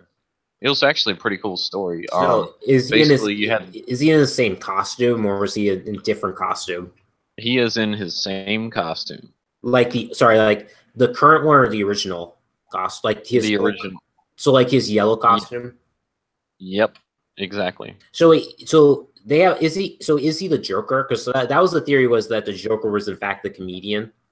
I don't know. They haven't gone into that. That's a theory. That's a really far-fetched theory. I agree. There's actually no proof behind that, just like a YouTube video. Okay, because I know people were saying is where the theory came from was the idea the comedian basically said that life is a joke, so he decided to make a joke out of it or something like that. Yeah, kind of like how the Joker views the world. That's just Alan Moore writing. He's not the Joker. People just. Well, I know. I mean, Alan Moore's already pissed, but no one gives. But we don't give a fuck about what Alan Moore thinks because he's an asshole. So, because Alan Moore didn't even support. Alan Moore didn't even support the Watchmen film, which was actually a really good adaptation. So. Well, yeah, because Alan Moore hates Hollywood. Like he has a huge vindictive, he has a huge beef against Hollywood. I think it has to do with like what happened with the League of Extraordinary Gentlemen. Alan Moore has a beef against anyone who isn't Alan Moore. Yeah, basically anyone who crosses him. It's like literally, if you cross him, he's going to hate you for the rest of his life and stuff. Sounds like a fantastic ally if we were going against the SJWs. Alan Moore is an anarchist or like an anarcho-communist, I think. So he basically, I think, views us all as fascists, I think, in his mind. Well, anarcho-communist, well, yeah, he's fucked. Yeah, I know. He's crazy. I mean, yeah. And I was always more of a Grant Morrison fan because Grant Morrison's like a nicer guy. He's arrogant, but he's not like a straight up asshole and vindictive like that. Yeah, absolutely. Damn. But yeah, I mean, but that's also a really cool story that's coming out of DC. We don't necessarily realize or know if that's like the whole button thing in the Doomsday Clock sounds like it's something that's not even in their current continuity. You know what I mean? It's got like nothing. Doomsday Clock's like a decade ahead or a year ahead. I actually haven't started reading it yet. Oh, I haven't read it all, but I have to look it up. It's ahead in continuity, and like continuity is supposed to catch up with it, from what I recall. Huh. So you're saying is that it's like 1 year later, where it's in the future, because like 1 year later, it's like basically like how back before New 52 there was a year's time skip, and then they did New 52, which was basically showing what happened in between that time skip, right? Because you guys are familiar with 52, right? Yeah, New 52. No, not New pre-Crisis. No, I'm sorry, pre-New 52. Like it was in between Infinite Crisis and like the Blackest Night. Absolutely. Yeah, it was also in between that and Flashpoint Paradox. Yeah, so basically 52 was a huge success because, literally they brought together Jeff Johns, Mark Waid, and I think Grant Morrison and a couple other really hotshot guys, and they basically like made this one long series of like 52 titles that talks about what happened in between. So it was like a really great run. Absolutely. Yeah. But that's what it sounds like. So basically, like Doomsday Clock, it's like 1 year later, basically. So they're probably going to go back and see this is what happens in between.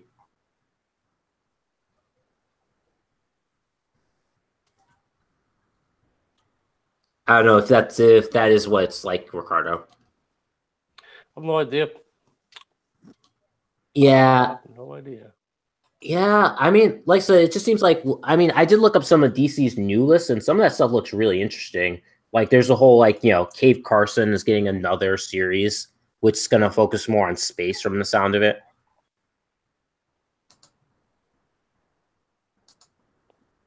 That would be interesting.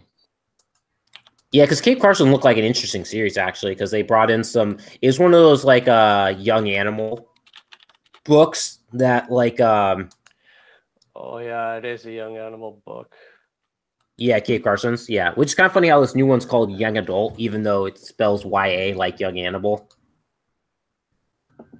Yeah, I was thinking that the other day myself. Yeah. But Young Animal's Sure, actually, it sounded like it was pretty good.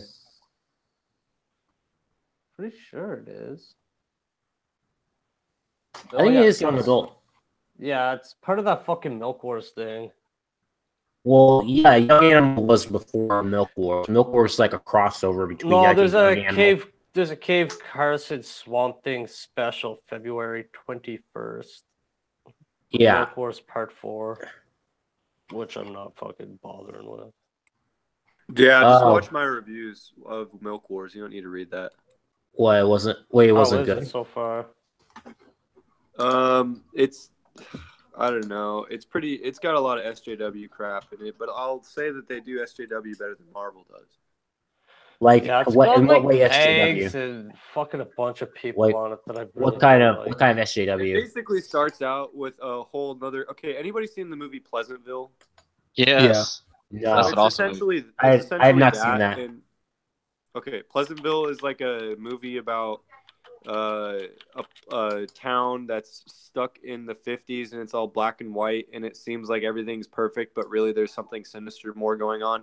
So basically it's like that, where you got like the Justice League living this like weird alternate life, and Superman is named Milkman Man, and he's like going around to people's houses and giving them poisoned milk and killing them, and it's really freaking weird.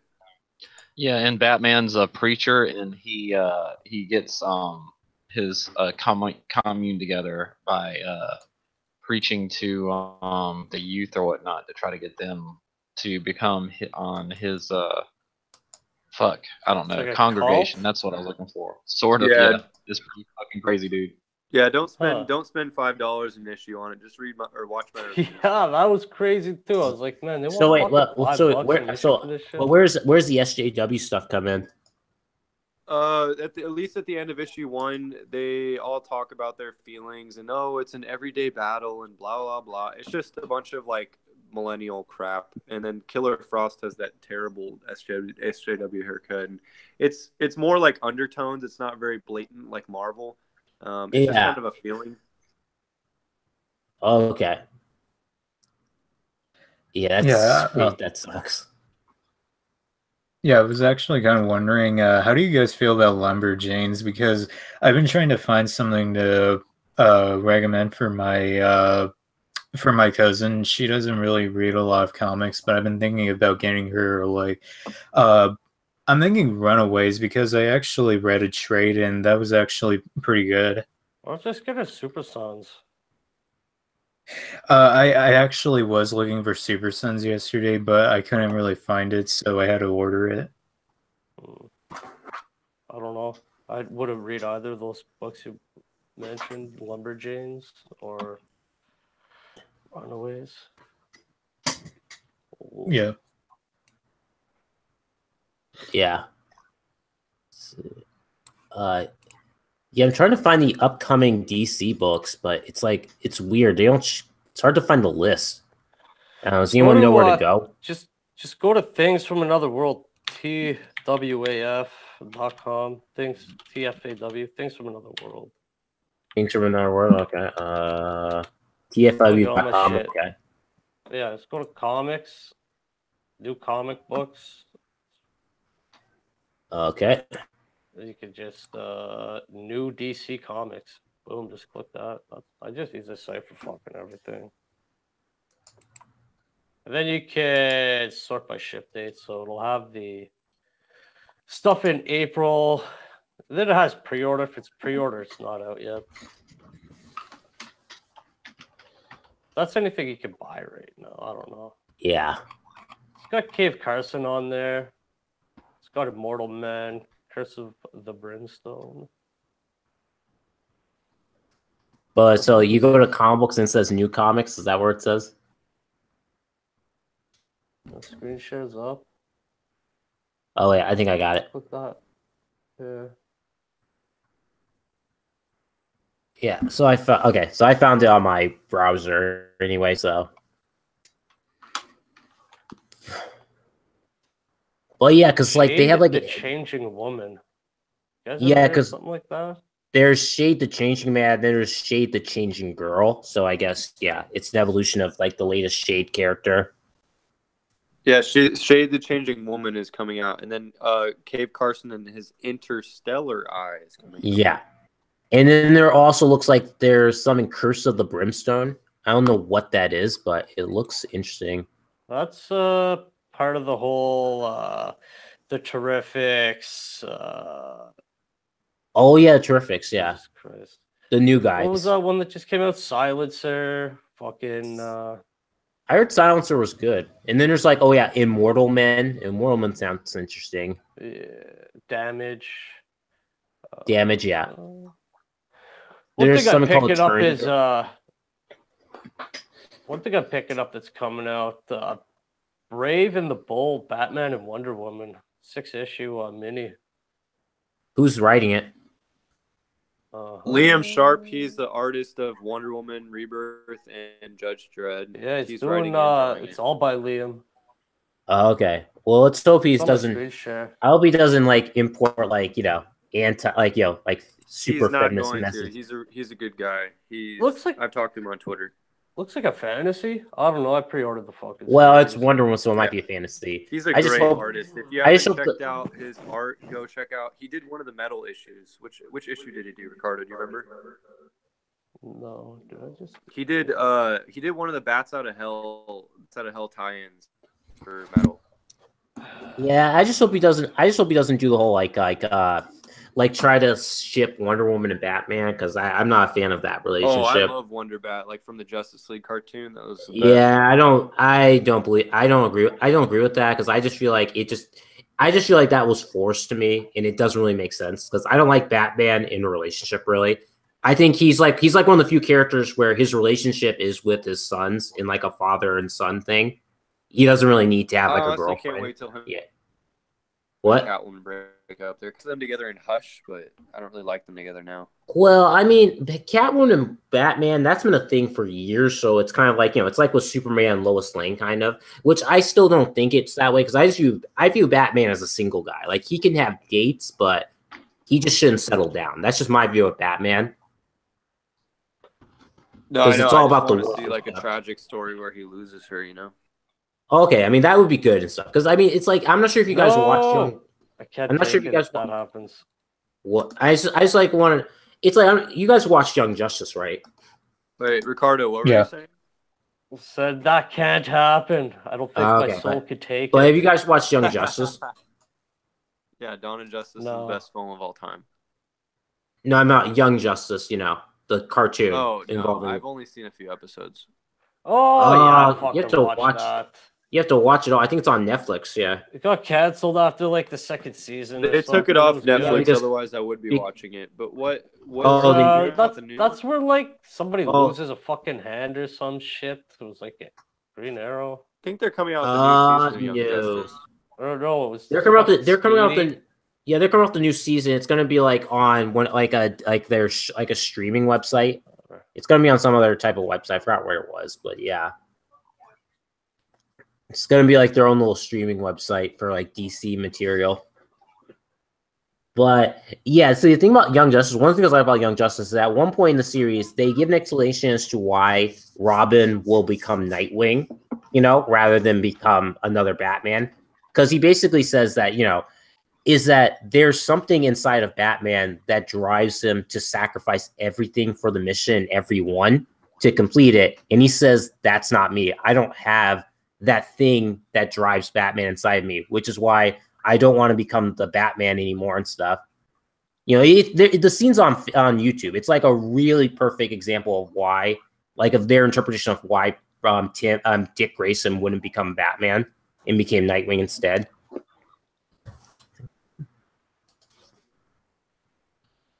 And, which makes sense because basically, in that series, Batman doesn't want Dick Grayson to become him. He wants him to become like his own hero.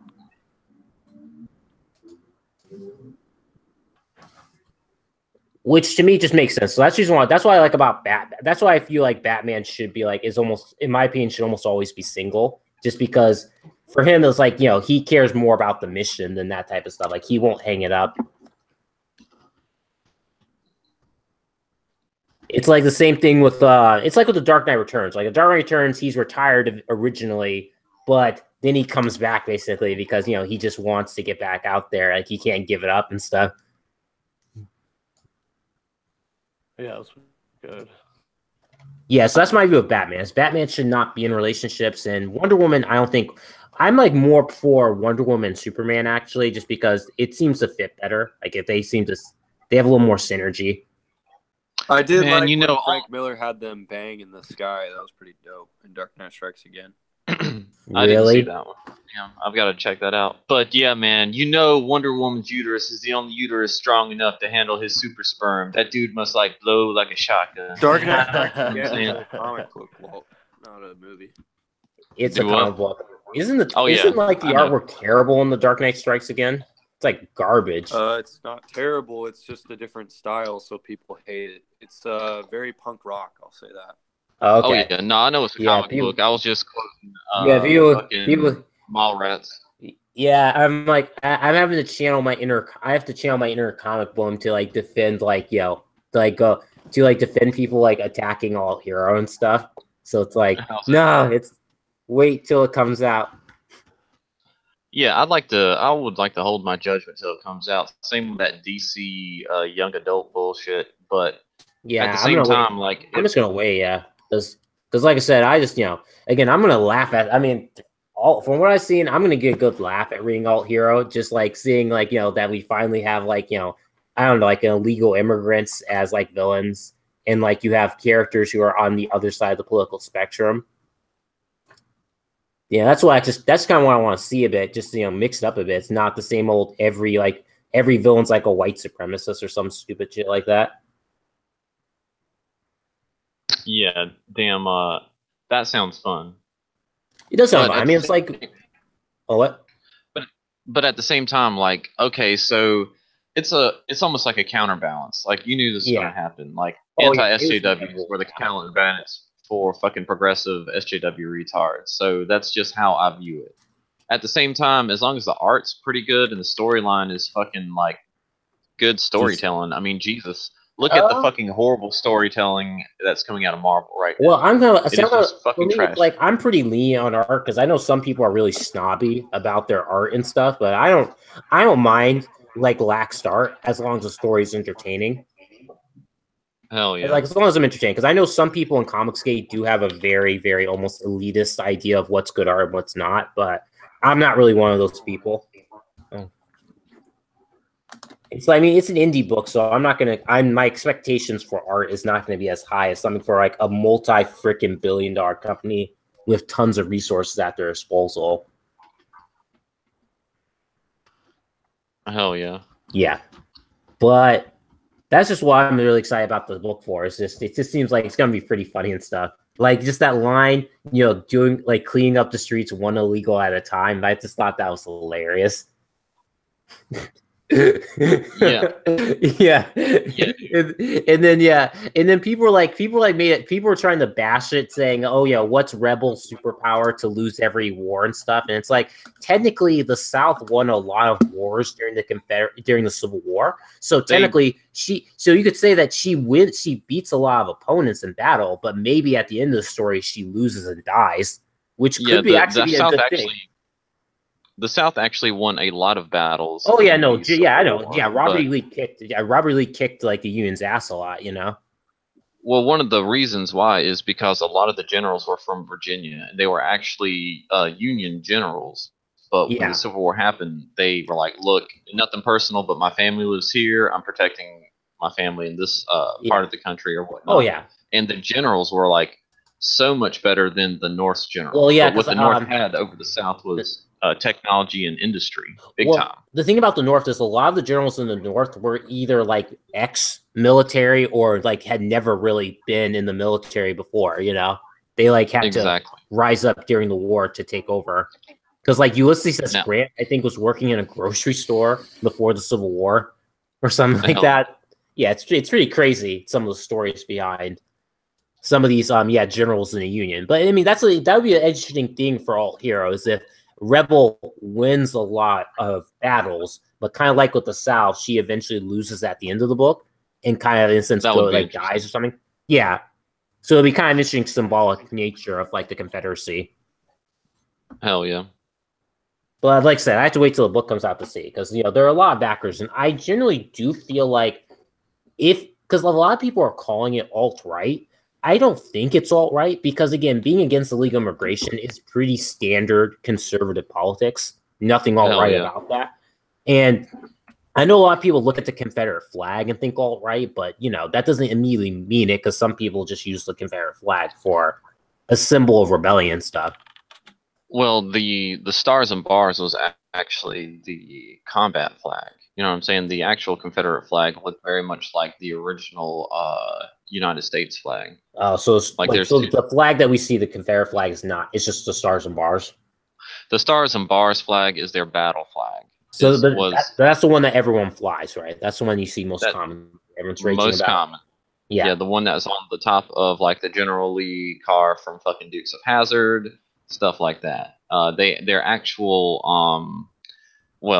They didn't become their own country, but if they would have become their own country, the other flag looked very much like the original flag of the United States. So basically, the stars and bars are kind of like, what is it, the rising sun or whatever? That war symbol that you see Japan has with like the white and, red dot. Yeah. Oh yeah, but I think that's actually, isn't that Japan's actual flag, the white flag with the that's actually their flag. I don't think it is actually. I think the flag with the red dawn, I think is their actual flag, I think, and then the white with the red dot, I think is their battle flag. The battle flag is the one that had red beams coming off of the sun, correct? Hey, let me was see. The battle flag. I gotta sign off, guys. My phone's gonna die, but thanks for having me. I appreciate you. Oh sure, yeah. Super Doc. Have a good night, buddy. Oh, okay, I guess you're right. It is it is the beams. You're right. It is the battle flag, the beams. Absolutely. And I know that because I was in the Navy. Well, not only. I mean, I love Japanese culture to start with. I was watching a interesting Black Pigeon Speaks fucking video earlier today. Oh yeah, I've been binging some of his videos. His videos are really good. Oh yeah. You see his new one about the fat women? That's the one I just got through watching. Oh, I did not see the one about fucking couch potato Godzilla. That is hilarious. That was great. Yeah, I'm like, damn, even the American Godzilla's fat. That was funny as fuck. I didn't see that one and stuff, but I've been watching some of his older ones are really good. Like I'm currently watching his spirit cooking one. His spirit cooking? What? Spirit cooking? I think I know what you. Yeah, you remember that? It's like the whole thing involving John Podesta and Hillary Clinton. It's like apparently John Podesta knows this woman who apparently it's satanic. It's something really effed up. Yeah. How far back are you going? The latest one, it was part of the email. You know, like how Podesta's emails got hacked in 2016. It was like, yeah, in 2016, his emails got hacked. It was part of that massive WikiLeaks, leaked emails. You're like watching Black Pigeon Speaks like super old shit. I was watching his old, I'm watching his older videos, but I've watched some of his newer videos too. Just curious. Like his older videos are just as good. Yeah, his older videos are actually pretty good. They're very interesting.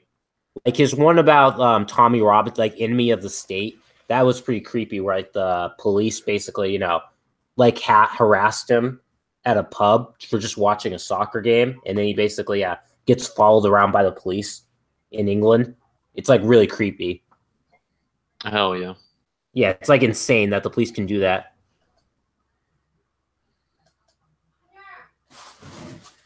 But anyway, like about the upcoming DC Comics, like this Immortal Man looks pretty interesting.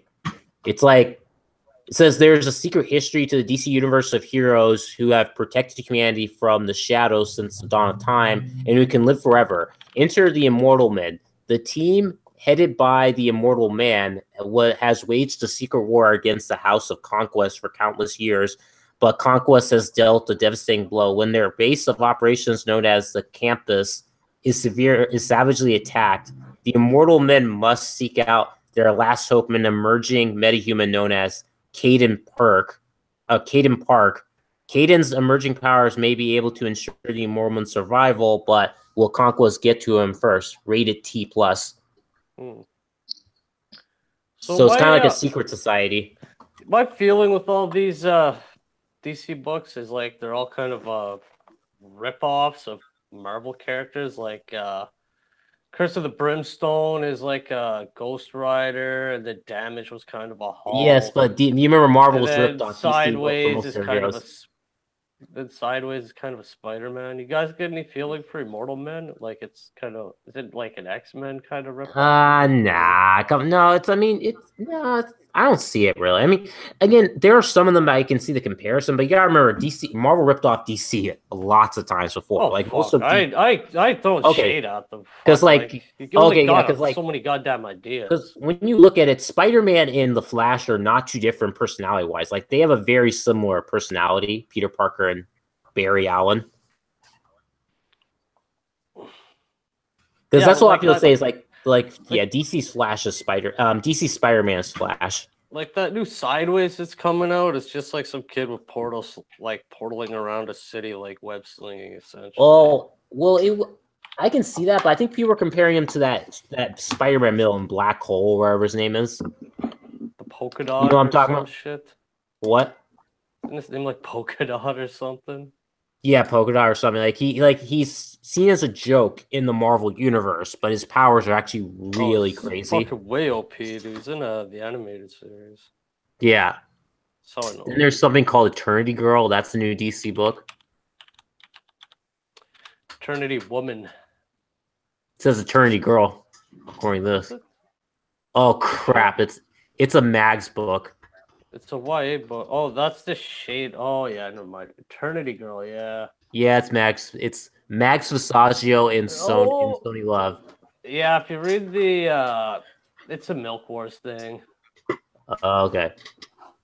Yeah, it says Caroline finds herself stuck in a life weighed down by her depression and inability to change. Oh God, that's a red flag right there. Every single one of these female superheroes has depression or some other form of thing. Put down the Haagen-Dazs, get a dog, not a cat. That's the first step. Yeah, but dogs. I think dogs are too masculine. They're too patriarchal. Get a fucking female dog. They've been tempered by the dog patriarchy. Oh my God. That's why there's a fucking tweet.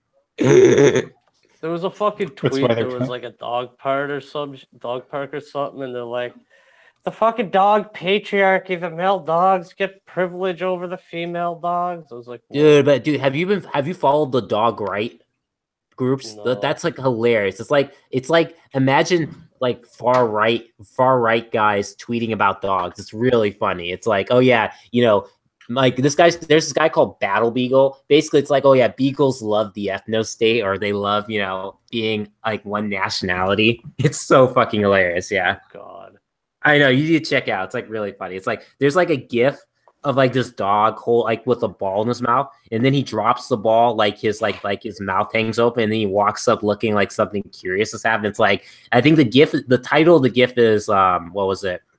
It's like when you realize that you might in fact get a wall, or you might in fact deport every illegal immigrant in America or something. It's so ridiculous. Yeah. Yeah, just look up. Yeah, just go onto Twitter and look up #dogright or something like that, and it'll show you a whole bunch of ridiculous posts. It's like, it's just like a hilarious thing I've been following. Oh, so, yeah. are you guys going to read like the Cave Carson Swamp Thing special? Because that looks pretty cool. I haven't even seen it yet. It's not out yet. It's like coming out in like February 21st. It's like Cave Carson and Swamp Thing. That's the Milk Wars 4. Yeah, it's a part of the Milk Wars. So I'm a fucking solid no on that. Hard pass for me. No, it's like Jonathan Rivera. I guess that's the writer. Sound familiar? All I know is I see Mags as part of the fucking Milk Wars thing. I'm like, yeah, fuck that. I'm not getting involved. Yay, you do in fact support Blacklist. Yeah, my own personal one. Yeah. Then there's also like It's just Deathbed. horrible, man. She's got too much fucking baggage, It's like you don't date a chick with baggage. You don't want to pick up a comic from a dude that thinks he's a man that's playing a woman in a fucking, oh god, the baggage on that. Yeah. Hey, look, hey. Oh, what? Oh, what were you saying? Oh, you can go. I was just going to talk about this other book series that's coming up. Apparently, it looks pretty crazy. But what were you saying? I was actually looking up the dog ride, and someone is like, some SJW is saying, bad news, fam. There is a whole subculture surrounding allegedly alt-right dogs. Of course, we know all dogs are comrades, so this is profoundly upsetting. We must free the dogs of the alt-right. First up, look their look-alike gallery. Aren't these? Yeah, but aren't they aware that back during civil rights era, a lot of Doberman pinchers were like, chewing up like civil rights activists? So I think dogs can. I mean, they already proven that dogs can be racist apparently, because there are dogs that will bark at black people and stuff. Oh, yeah. Racist dogs, yeah. It's not even a fucking meme. That shit's legit. Yeah, let's see. There's some dog right. I'm looking up the dog rights. Some of these memes can be really funny. Yeah, I guess some of these dog right posts have to do with like people who are alt-right and stuff, or at least nationalistic, who like are. I think it's a bunch of people that don't know what the fucking hashtag is supposed to mean, because a lot of it's just harmless. Yeah. Right-wing dog squads. That's pretty funny. Look, somebody from Australia was posting about it. I don't think that many alt-righters in Australia. They probably do. Cut down under. But anyway, what I was saying was that, so there's this book called Deathbed that's going to be coming out on February 21st as well. It says myth, hack, sex symbol, stark-raving lunatic. All of these words have been used to describe Antonio Luna, the world's greatest living adventurer, or at least he was until 20 years ago when he mysteriously vanished from the public eye. Now the 99-year-old has returned and claims to be on his deathbed, which is where Valentine Riches, a failed novelist turned reporter, comes in. Val is hired to travel to Luna's remote castle home and uncover where the old star has been all these years, and just how much of what he says is actually true. But once Val starts to hear Luna's tale, she finds herself entering into an insane world of psychedelic violence and explosive supernatural adventure. Huh. That's yeah. This guy does the Flash. Yeah, Flash and Frostbite. Huh. and I think the artist is Riley Rossmo, the Batman who laughed. Yeah, before it's through, they promise to take you to the moon and back and ever in between, plus some places that are totally off the map. So it sounds like it's going to be a really crazy, like, mind dump series. It's only six issue series. Yeah, but they could still do some crazy stuff. I'm looking at the cover, and the cover says Vertigo. Oh, it's Vertigo? Huh. So I guess it's a Vertigo series. Yeah, it's under DC. It says publisher. Well, I mean, Vertigo is an imprint in DC, so that's just probably just to simplify it. Huh. Yeah. 6 issues. I don't know if I care enough to fucking pull that. Yeah, because I know it's like, because that's the thing about Young Animals. Young Animal was basically like, because, Young Animal was essentially like old school Vertigo, because the original Vertigo was set in the DC universe. It just was allowing creators to do more with them without being hindered by like continuity. But it was technically still in the same universe, whereas current Vertigo is like its own thing just for creator-owned properties. I kind of miss old Vertigo because I thought old Vertigo seemed like it had a lot more interesting series because they were using like actual DC characters.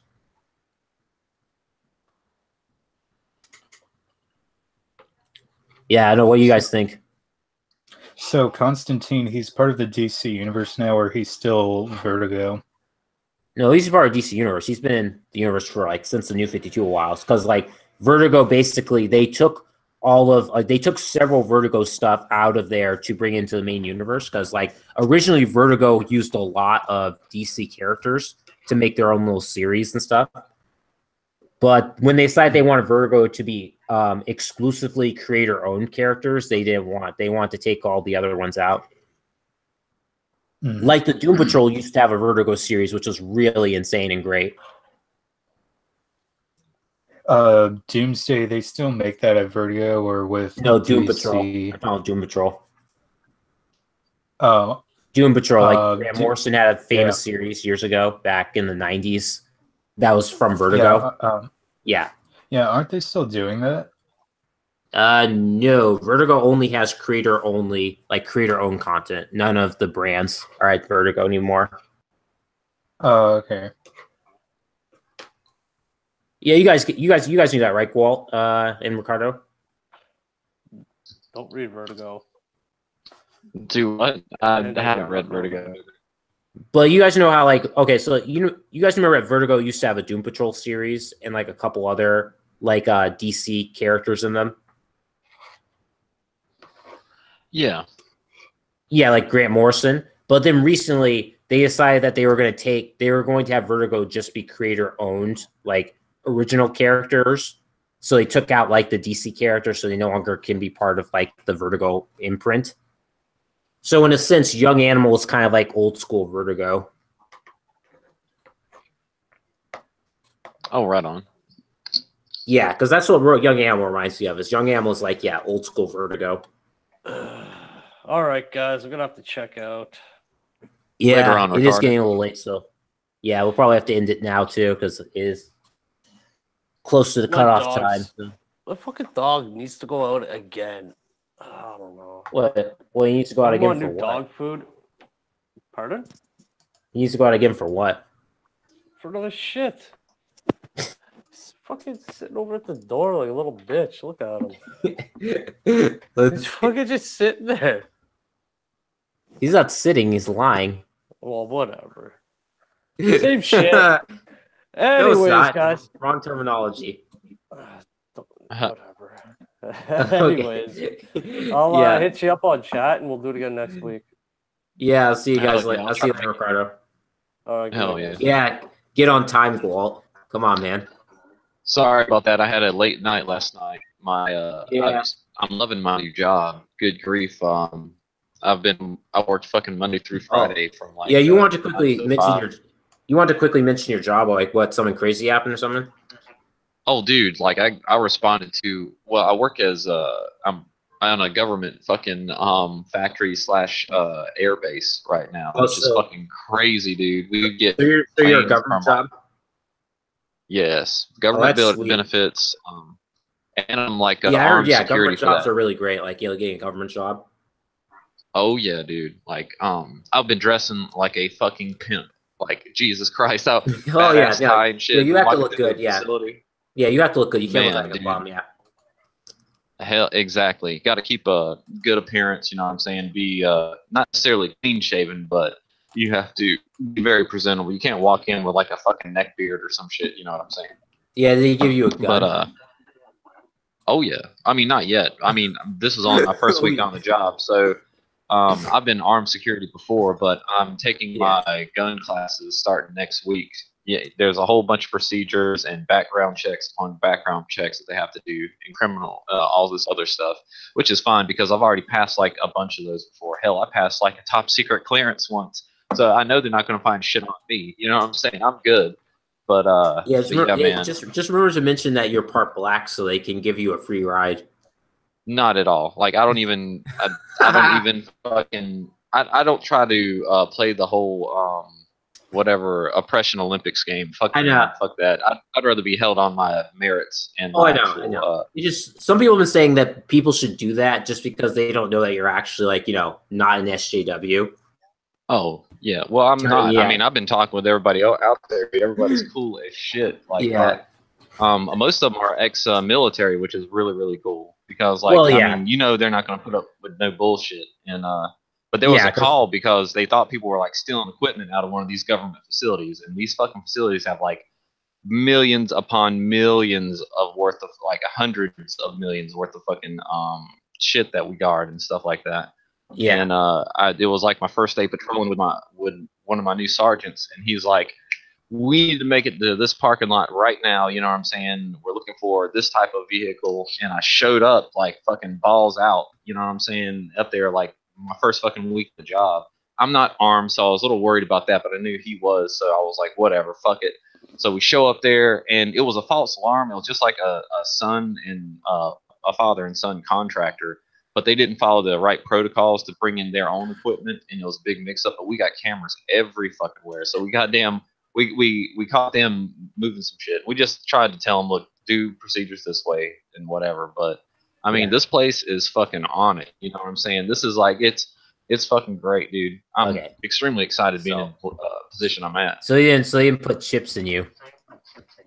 No, not at all. No chips, man. They're not monitoring you.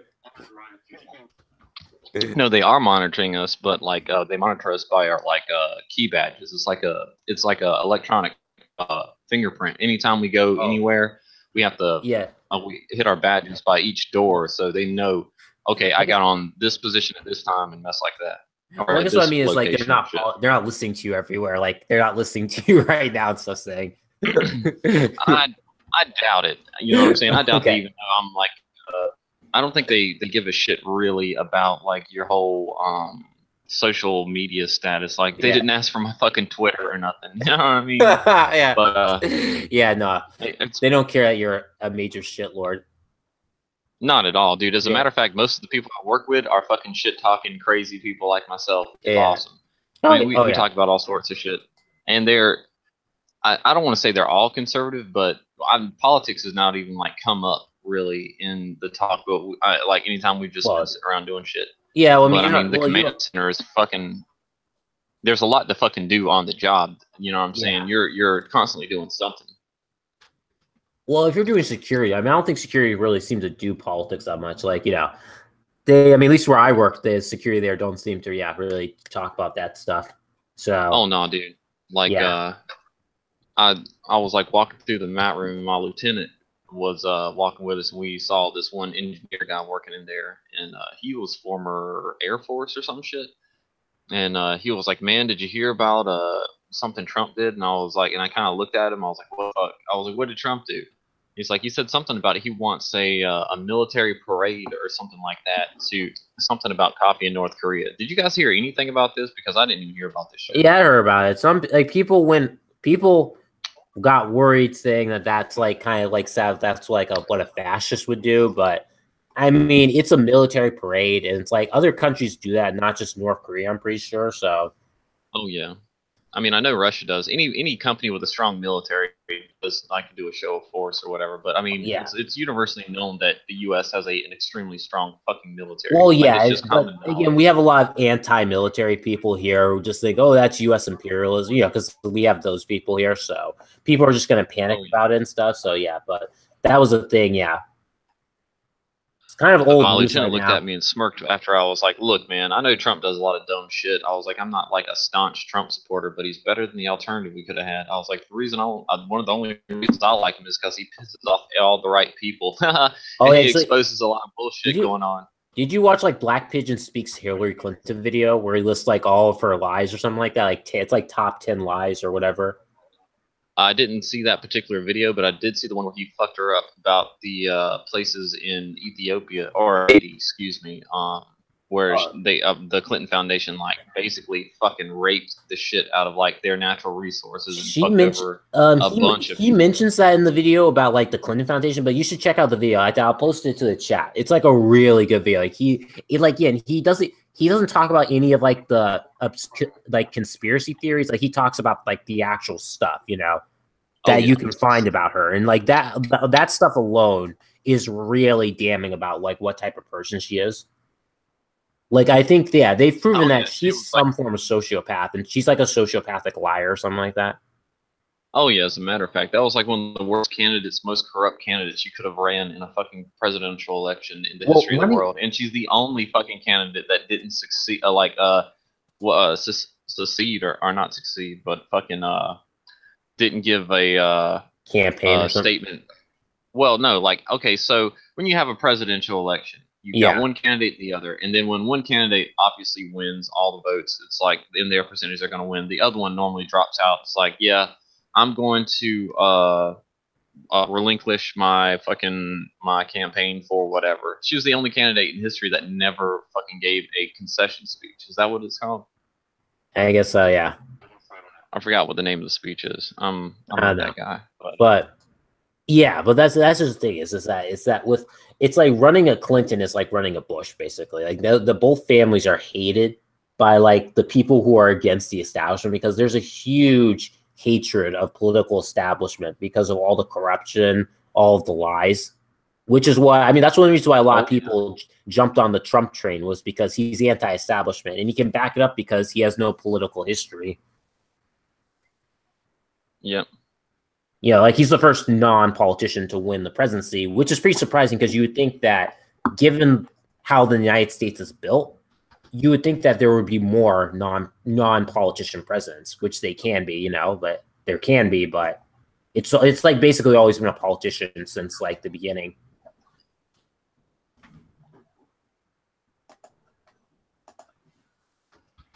But yeah, I think that was always I feel like that was a necessary change. We need to have more non-politician presidents and stuff.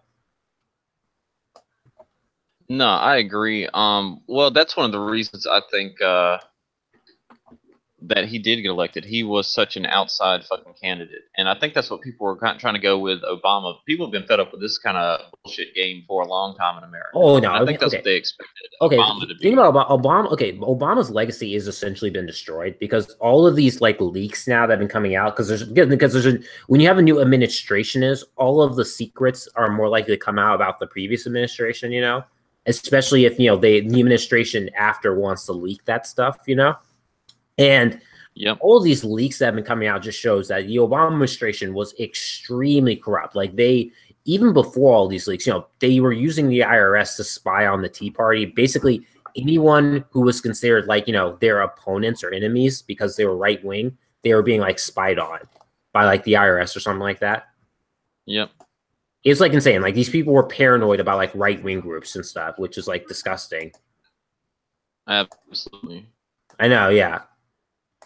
And then basically giving millions of dollars to like the tyrannical theocracy in Iran, which is now having protests rebelling against and stuff, which is why they're not talking about the media. And then, the media basically becoming one-sided is just disgusting. Yeah. But that happens. Oh, what? Yeah, that happens. Well, that happens with a lot of countries. You know what I'm saying? You have like a propaganda machine, and then you have like what is actually going on in civil unrest. And I think we've had a lot of civil unrest in not that, well, normal people are not out rioting in the fucking streets. They were after Trump got elected and right before. So you know what I'm saying? Antifa and everything else. That fucking psycho brute mentality has been going, and I think that has tarnished their own political party or side for years to fucking come. I'm expecting, but we've still had civil unrest. We've still been kind of fucked over from like the Bush years, like non-transparency in our government, stuff like that. You know what I'm saying? And then Obama, people when people voted for Obama, they were thinking maybe we'll get a little bit better because we know like the conservatives are kind of full of shit right now. So, but what we got with Obama was Democrats being even more full of shit than the fucking conservatives were. So we're like, fuck both parties basically. So I agree with forgot who the fuck said it, but they said so basically people voted for Trump so they could just like throw a hand grenade at fucking Washington. Exactly, and just blow it up and let the pieces fall where they lie. And there's nothing wrong with a very dramatic reconstruction of a system that is fucked up. Sometimes you need to do that. The thing about, I think the thing about, I know a lot of people try to say the Democrats and the Republicans are essentially the same. I can understand that, but I feel like at the end of the day, I do feel like the Republicans, at least the majority of them, I think the majority of them, because there is like, I think there is a very vocal minority in it that's been trying to basically, that are establishment. But I feel like anti-establishment Republicans know what's up compared to anti-establishment Democrats. Like anti-establishment Democrats are essentially the social justice warriors. They're like people like Bernie Sanders and the Justice Democrats that want to basically turn us into, a heavy socialist country like Venezuela. Whereas anti-establishment Republicans, they want, free speech to be able to, like America first, all that stuff. You know what I mean? Yep, absolutely. So I think as a whole, I just feel like the Republican Party, I think is better than the Democrats based solely on the fact that they at least, I feel like they at least have some form of wanting the individual over like the collective. And they all seem kind of pretty much unanimous in the idea that they all want to basically import votes from another country. Yeah. Because that's what the Democrats want. The Democrats want to import votes from other countries through mass like immigration or legal immigration. Oh, 100%. That's like they know that they're full of shit. They know they fucked up, and that's like their end game in order to like secure their fucking crazy shit. Yeah, I got into arguments with people like online, and also like I think a couple like one or two people from like the Comicsgate community about like socialism and stuff, where people are saying, well, people always tell you that, if they didn't mass immigrate people, the system would work. And I'm kind of like, that's the reason why mass immigration happened in like the first fucking place to begin with, was because in a socialist country, people do policies based upon taking care of others and emotion and empathy. And when you do that, you're going to immigrate people from less successful countries and stuff out of, basically a feeling of, oh, we want to do the humanitarian thing, and that's why this happened. Meaning this was inevitably going to happen if your country becomes socialist and stuff. Absolutely. I mean, Jesus, anybody with half a brain, like let's talk about people that aren't on either side of the extremes. And I don't really consider myself an extreme right person, but you're a centrist leans to the right, basically. Very much so, especially lately. Same as me. You know what I'm saying? Like, I think I'm a centrist leans to the right too. Yeah, I mean, Jesus, anybody with half a brain, even normal people that I think are staunch Democrats or conservatives, can see the amount of poison that's coming out of the left at this point in time. You know what I'm saying? Yeah. Like, and I think that's. And I mean, Jesus, how many seats has the Democratic Senate and fucking Congress lost? You know what I'm saying? Over the last, I mean, it was in the hundreds. You know what I'm saying? Seats they fucking lost. I'm pretty sure it's something like fucking like negative 112 or something. Maybe something changed since then. I could be wrong on that. We'll have to wait till this year, like near the end of this year when there's the midterms to see what happens, because this year is really important, because this is basically going to determine whether or not all of that, propaganda from the media actually worked. because this is like the deciding factor. So 2018, it's really important that people go out there and vote and like actually see through all the bullshit, because this is like a very this is arguably the most important year next to the second election cycle. Absolutely. Yeah. I'm hoping that the conservatives win, but at the same time, I don't want bad candidates from the conservative. Oh yeah, I keep telling people vote for the anti-establishment and make sure you're looking at who you're voting for, because you can't just vote Republican. You can't just vote Republican. You have to see who you're voting for, whether or not they're for the current establishment with all of the corruption stuff. Yeah, what happened there was an election that happened recently where a conservative lost. It was a very close election. What was that, in Mississippi or oh, you're talking about like Roy Moore in Alabama? Roy Moore? In Alabama. That's exactly right. And don't get me wrong. So Roy Moore had a lot of shit going on with him behind the scenes, like fucking false allegations and shit. I think they proved that was false. Like it sounded like it was like very false, like bogus. Absolutely, but at the same time, I mean, but if it wasn't false, if he was accused of that shit, there's no reason that person should have been going on. You know what I'm saying? That guy should fucking get what he gets in court. You know what I'm saying? I'm not saying vote for somebody who is corrupt or whatnot, but at the same time, I mean, I didn't even know that was like fully done in the court case. You know what I'm saying? That's the last I heard of it was during his election. But if it was voted, what happened was that when he was running, the case suddenly came into light and stuff. So a lot of people were very suspicious at the timing that it happened and stuff. And also, I think that the accuser also happens to be tied with, I think, the person he's running against, or at least tied with the Democrats.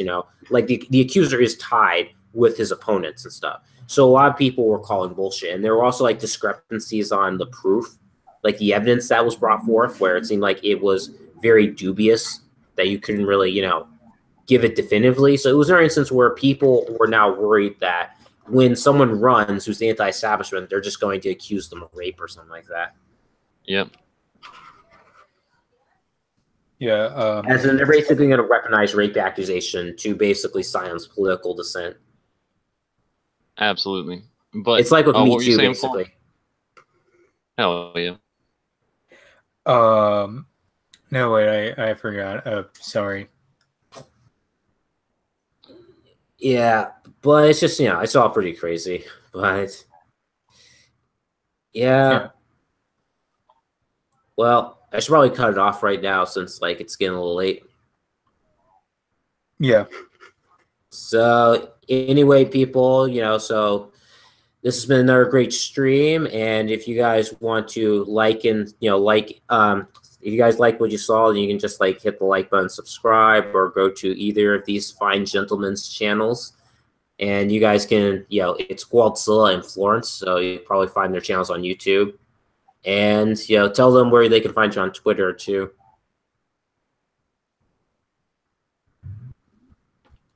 You can go first. Oh, my bad. You can find me on YouTube here. Same name, Godzilla. I'm chilling here. Or you can look me up on Twitter and find my one of my Twitter accounts. That's Apex Troll at Apex Troll 1. Okay. Yeah, and you can find me at Gamaliel Perales on Twitter. I think I still have to change that, but yeah, you can find me there. Okay, and yep, you can find me on Twitter at obnoxious_virus. So anyway, this has been our extreme stream, Age of Shitlords, and number 5, and this is us signing out.